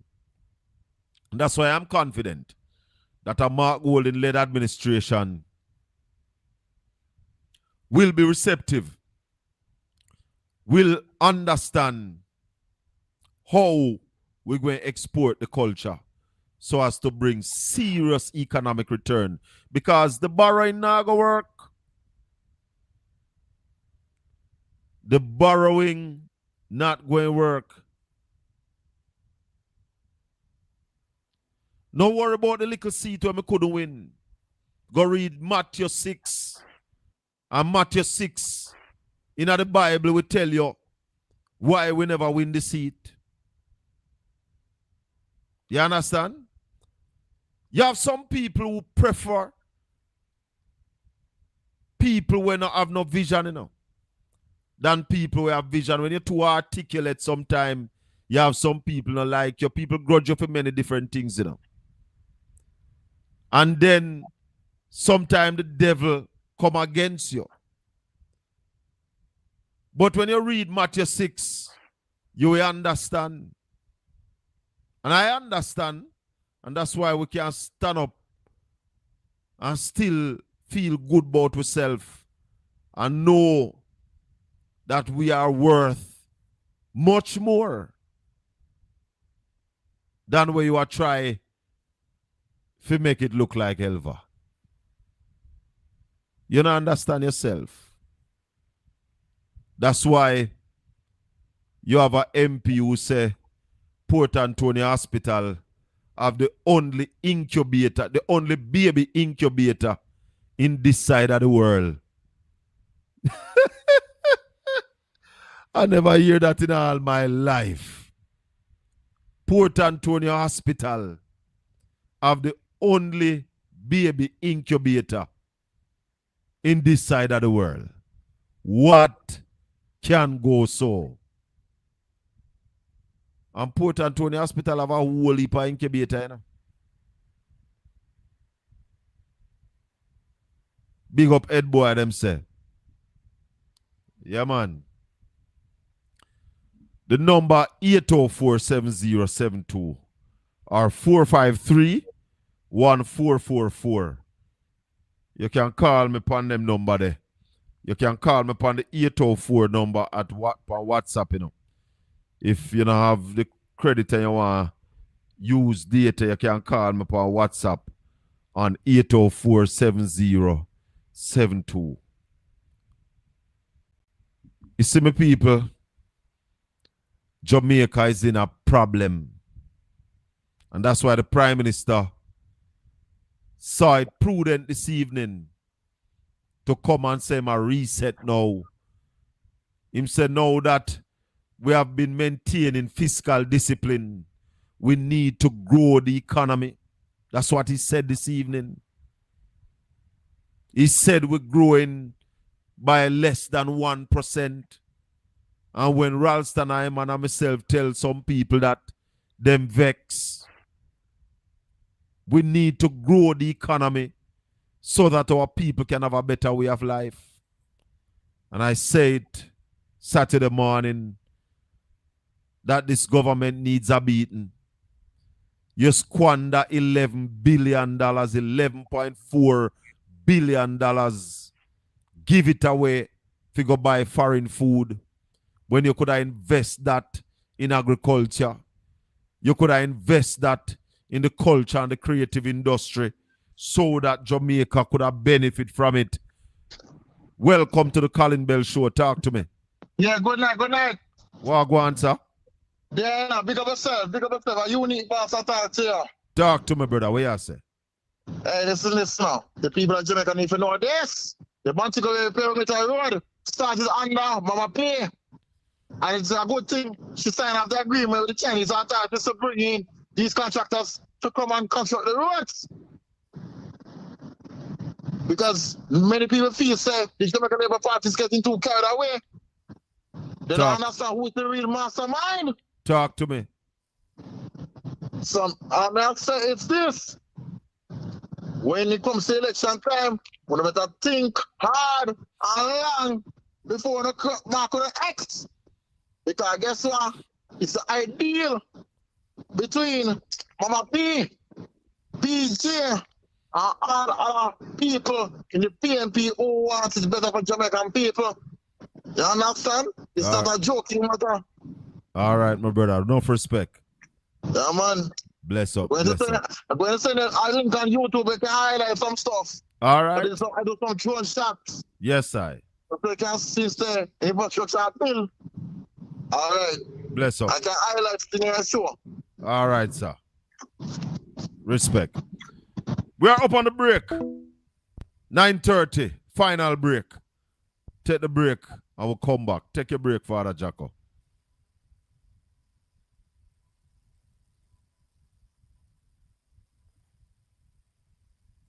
Styles FM, Caribbean Radio HD. Take your break. We'll come back. 804-7072. I want to remind the people that the road from Harborview into Port Antonio, that the contract was signed in December of 2015. So when me hear people are talk about road from Hector's River come down, the contract was signed in 2015.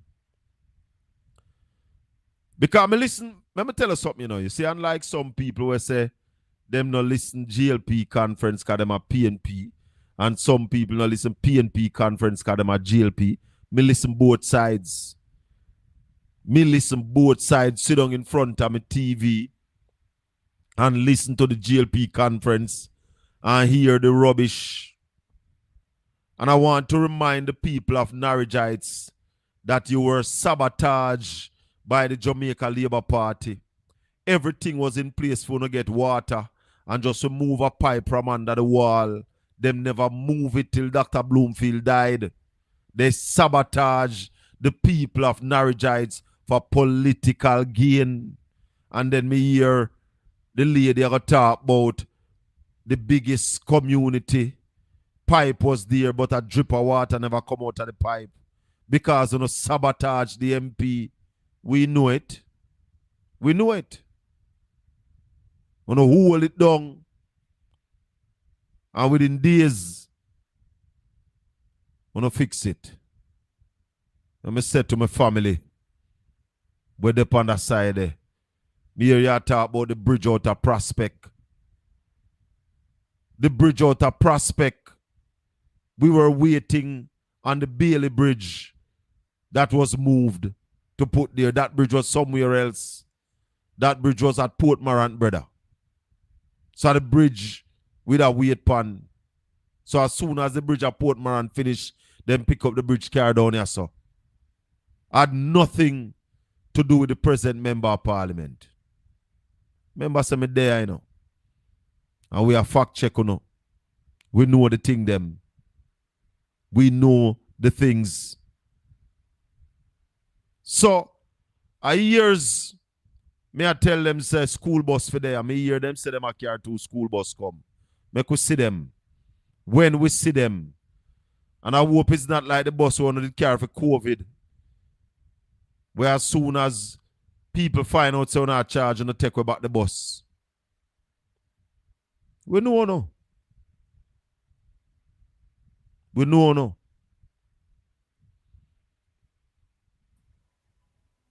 Welcome back, Styles. Welcome back to Caribbean Radio. We're still taking your calls. 804-7072 453-1444. You're listening to the Colin Bell Show live on Styles FM and on Caribbean Radio HD. The platform is Portland Spice TV. That's our base. We're broadcasting from the studios of Portland Spice TV. Father Jacko is in the studios of Styles FM. Yeah, man. Brother Geary, you have to tell me who in your studio over Caribbean Radio there. Big up on yourself. It's a pleasure to be on Caribbean Radio right across the world. You know, people listen to us on a Tuesday night and on a Saturday morning when we come on and clear up our whole heap of things for the people. Why did Mark...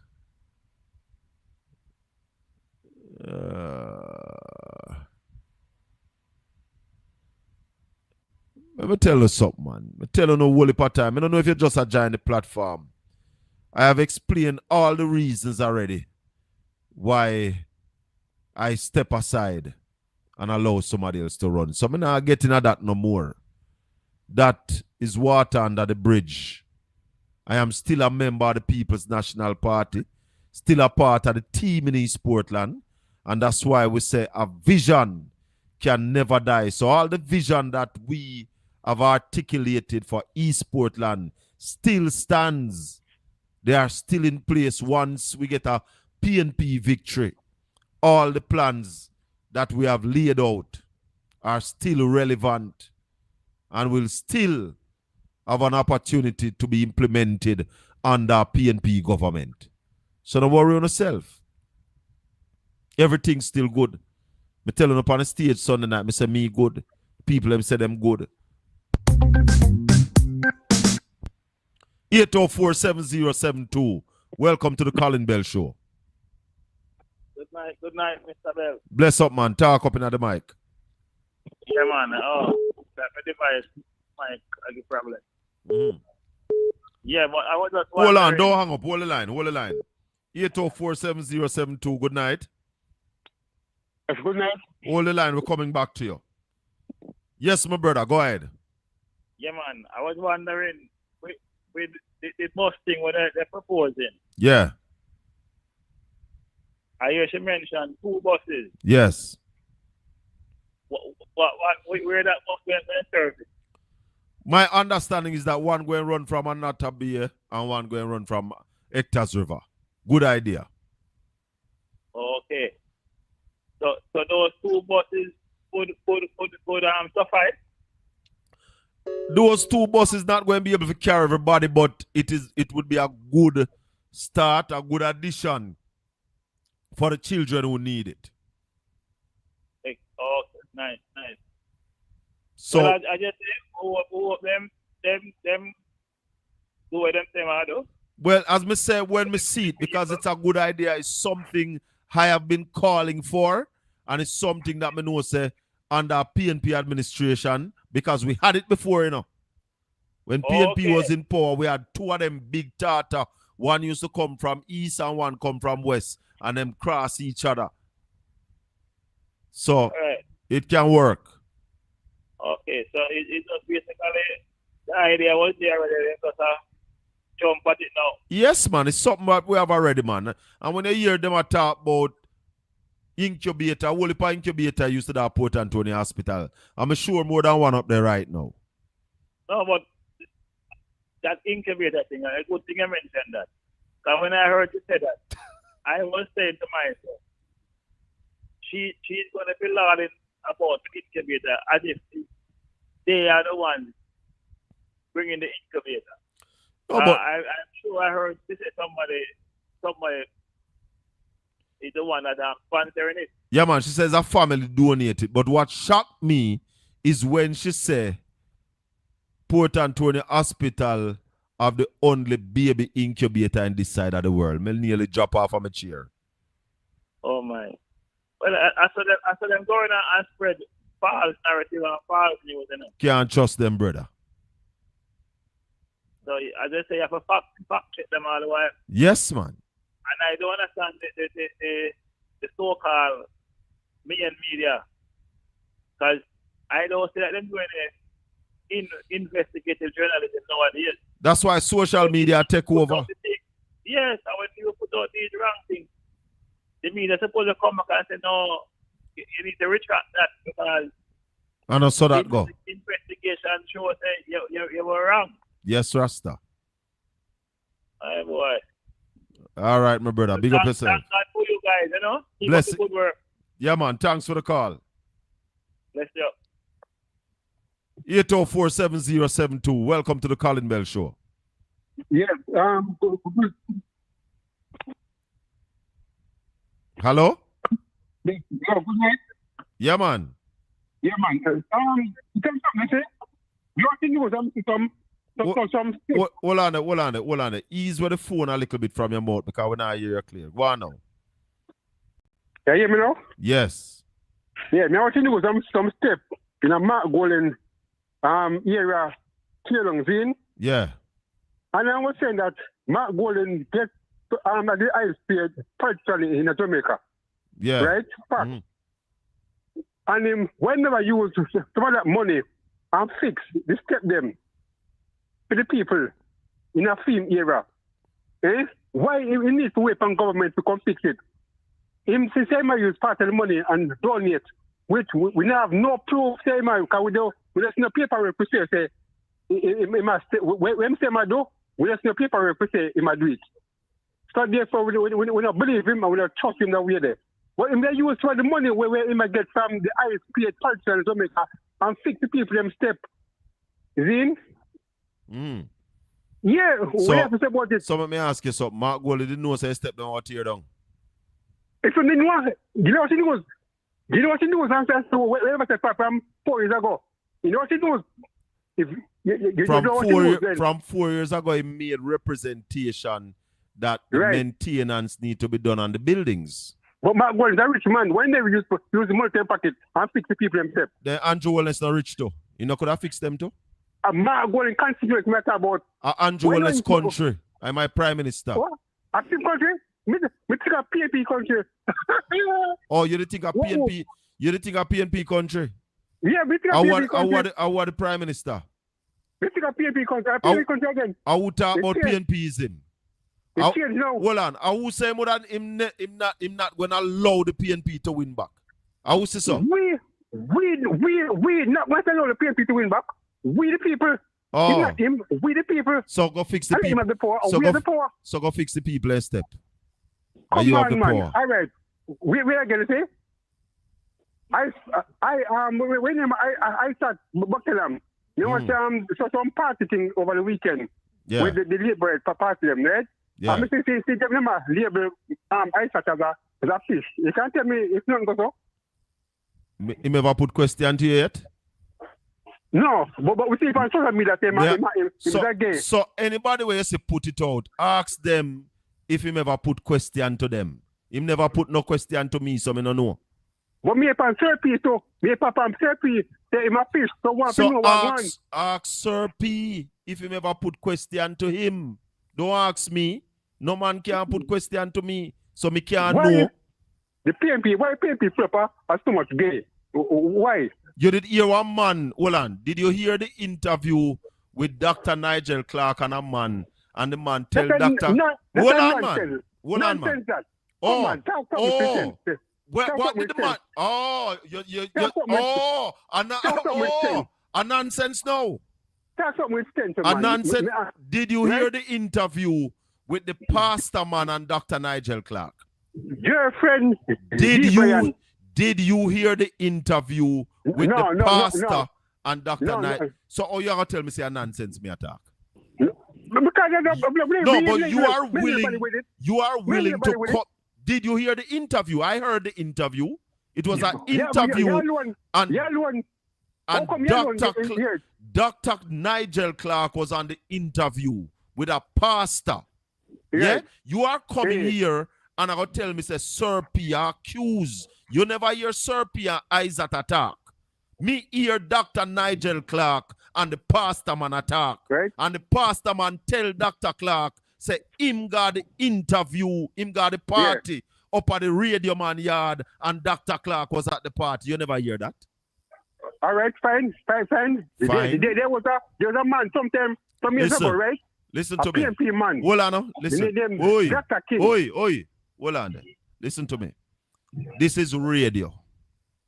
And me no do hearsay and them kind of argument upon my radio station. All right. So if you are talk, this matter no. Make we talk. This matter can hearsay. This matter can hearsay. Hold on, man. Hold on. Was it an interview? Yeah, what's it? What you are going to talk about, was it an interview? Is it on any platform that I can go and look at it? All right. No, you can't receive because right. So you but hold on. I've seen it. Hold on. What I was going to talk to, sir? So what I was going to talk, I've seen it. So, but not going to talk about it. No, but if we can't find it, nobody talk about it. You see, what me talk about? Me talk about an interview that is available, still available on social media. I find. You know, so me talk something where you can find. The brother, your friend, when name B. Brian. Right? Hold on, man. Hear me, man. And that you come to talk about tonight. Have a good night. Me not talk about Me not talk about them the kind of argument. Me not promote them the kind of something there. For that you come to promote tonight, keep that to yourself. Me no know about no man. No man can't put no argument to me. So no ask me about who a fish from who are no fish. You understand me? Ask me who are my girl and who are Mark Golding wife, or who are Isaac Buchanan wife, or Isaac Buchanan girlfriend. Because I know Isaac Buchanan girlfriend. Yeah? Ask me about that. Now ask me about no rubbish. We don't know lay them up. I try teeing people. That's all you can do. You know have nothing better than that to talk about. Let's talk about Andrew Wellness statutory filing when a certify for over 3 years. Let's talk about Andrew Wellness 28 bank account. Let's talk about Andrew Wellness moving $400 million between account and a salary of $12 million a year. Let's talk about those. Don't play with me, man. Don't play with me. Try defame people's reputation where you don't have no argument, no facts. You hear say this and you hear say that. And people are label people. Let me tell you something, man. I tell you, say, over this platform here is a solution-based platform. Good night. Welcome to the Colin Bell Show. Good night, Mr. Bell. How are you? I am fine, thank you. I've been listening to you, Mr. Bell, and let me say that I think you have the optimism and the vitality for the masses of the people. Talk to me. And so I believe that about you, first of all. I believe you have a passion and a heart for the people. I think so too. But, Mr. Bell, you are better than that. Better than what? I believe, Mr. Bell, that you're better off representing the people in a way of fairness and balance. It is not about JLP, PNP did this, JLP did that.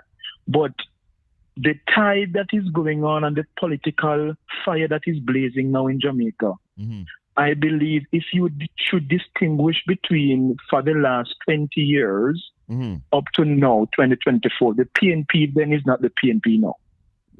No, it couldn't be. It couldn't be. Not.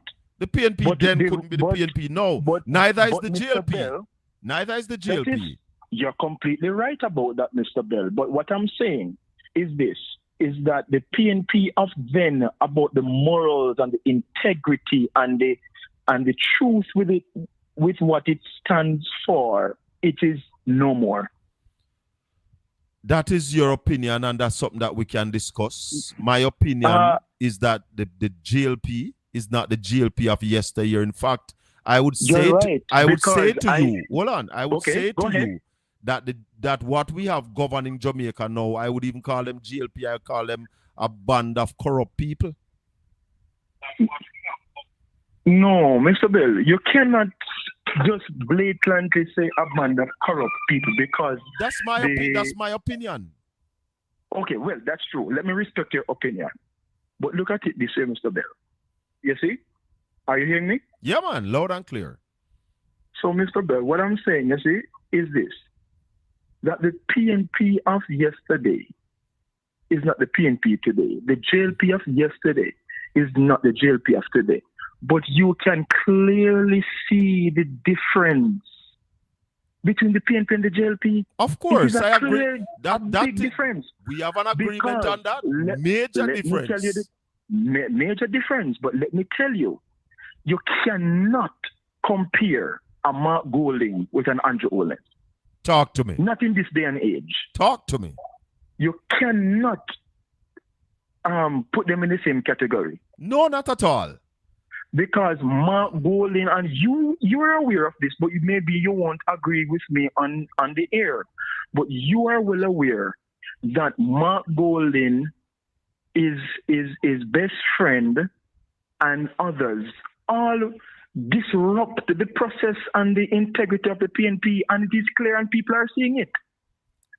I believe that the level of desperation that the PNP is throwing out right now, it is down to a newborn baby can see it. Down to a newborn baby. Mr. Bell, you know that over 30 years... Hold on a little bit. Hold on a little bit. You can't tell me what me know. So you have an opinion, I am allowing you to state your opinion. Okay, so let me try give to tell you me this what me opinion. know. Go ahead with your opinion. It is upon my opinion that you are aware that over 30 years, East Portland has have no reputation, none at all. What? Tell me the development over the 30 years that PNP has done in East Portland. Thank you for that question. Thank you for that question. Tell me 5. Thank you for that question. Over the last 30 years, The PNP has built the Errol Flynn Marina in Port Antonio. You know of it? Okay, go ahead, continue. The PNP has done the sewage, drainage, and water project that improve all drains in Port Antonio, improve water supply to Port Antonio, and build a sewage plant at Anchovy so that the people of Port Antonio sewage stop going into the sea.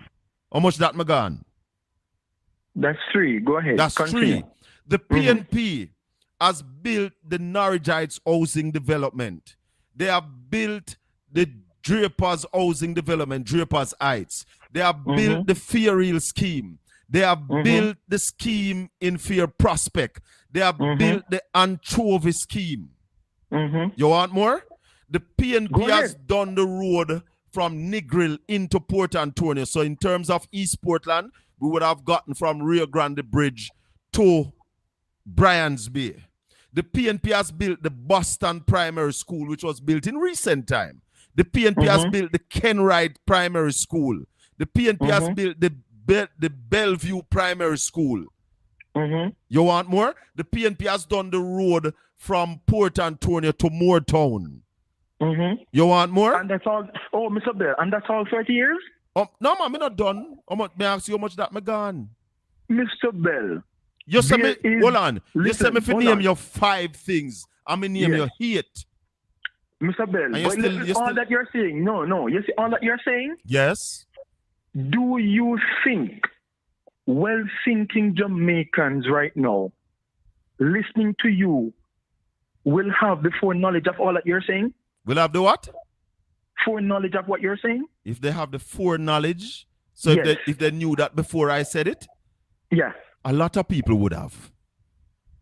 A lot of people would have. Yes. Oh, so how me know it?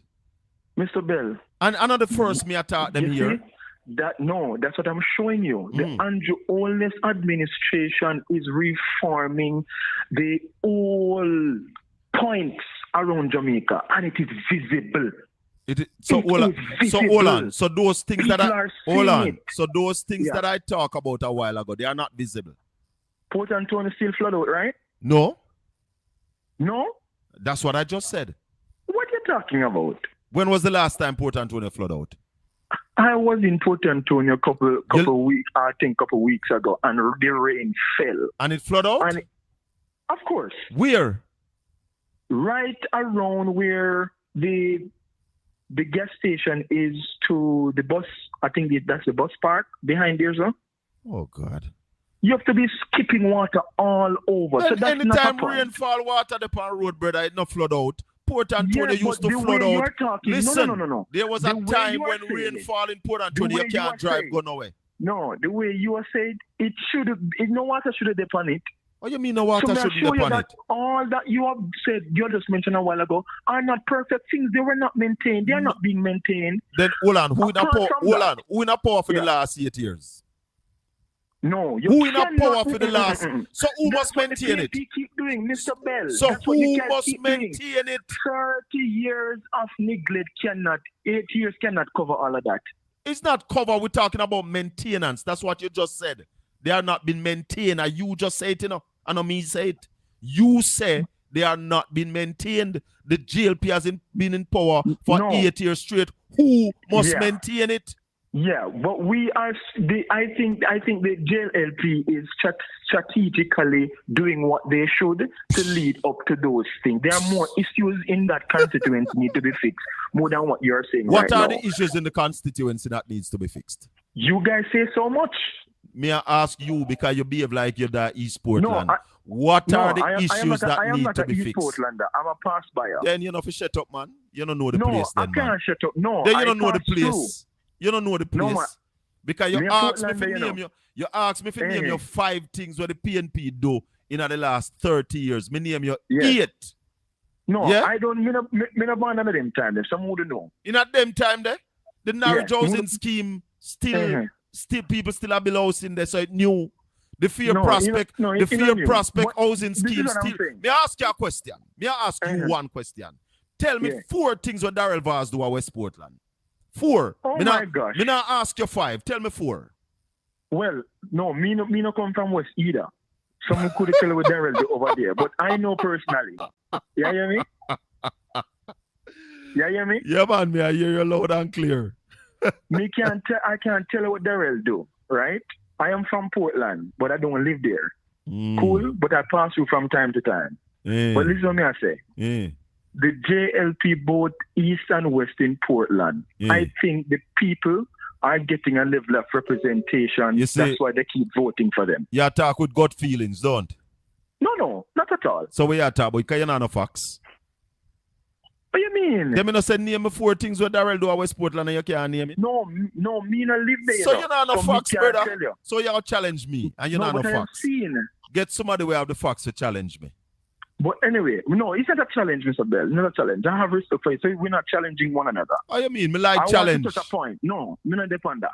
I want to touch a point. Talk to me. That I heard you talking about earlier. Yeah. Mark Golin's constituency. How long the PNP had that constituency? Who did it first? Omar Davis. And then who was there before Omar? I think Michael Manley was there before, right? No, man. That was Michael constituency. I think a Central Kingston was Michael Manley constituency. Okay. So it was Omar. Omar was there before Mark. That's what I'm sure of. PNP, the JLP ever had it? I'm not sure. I couldn't tell you that. I don't know the history. Mr. Bell, no, I'm going to rely on your honesty. Have you been to that constituency before? Yes, I have. How is the state there? I've not been there a lot, but I have been there. But let me say something. No. Answer the question, Mr. Bell. Is it a place that you would be comfortable living? I don't know the parts that I have gone. Let me tell you something first though, about living. Me wouldn't live at Kingston. Period. No. way. I share the same thing with you. I wouldn't. So me another kind of man that would live at town.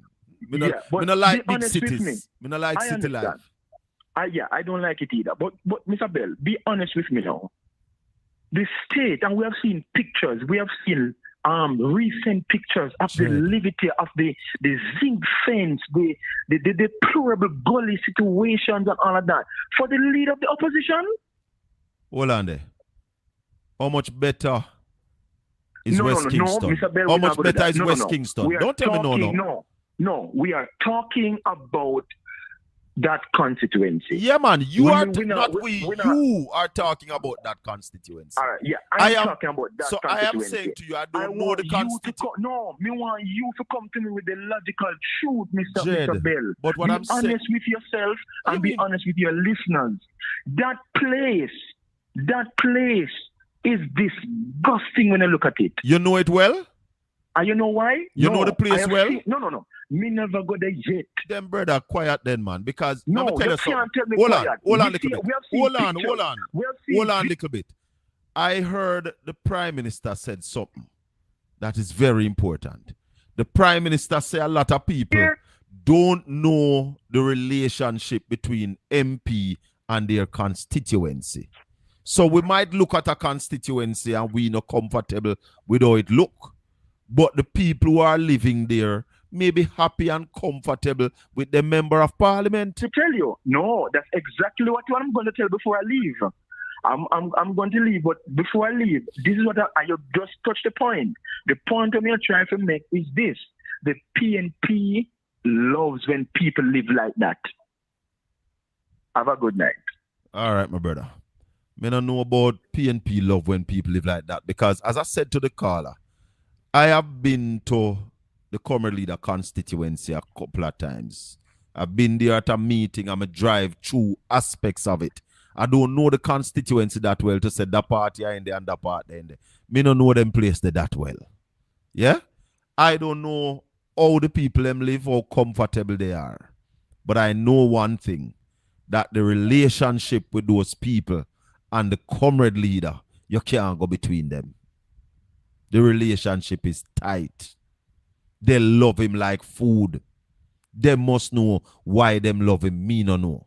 If you ask me about East Portland, I can tell you, there are people in East Portland who are living in squalor. Living in squalor. There are people in East Portland who have gravel upon them floor. So anywhere you go, you have people where live rough life. But when people talk about 30 years of East Portland, I can defend the PNP. Have they done all that I would have want them to do? No. I am not comfortable with what was done. But for people to come and talk about nothing was done, that's a lie from the pit of hell. And I can tell you that the GLP have been in power many times and they have done nothing for the people of East Portland.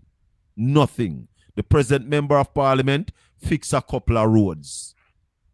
That's all she has done. Nothing else. So hear me, my people. East Portland has lived its best life under the People's National Party.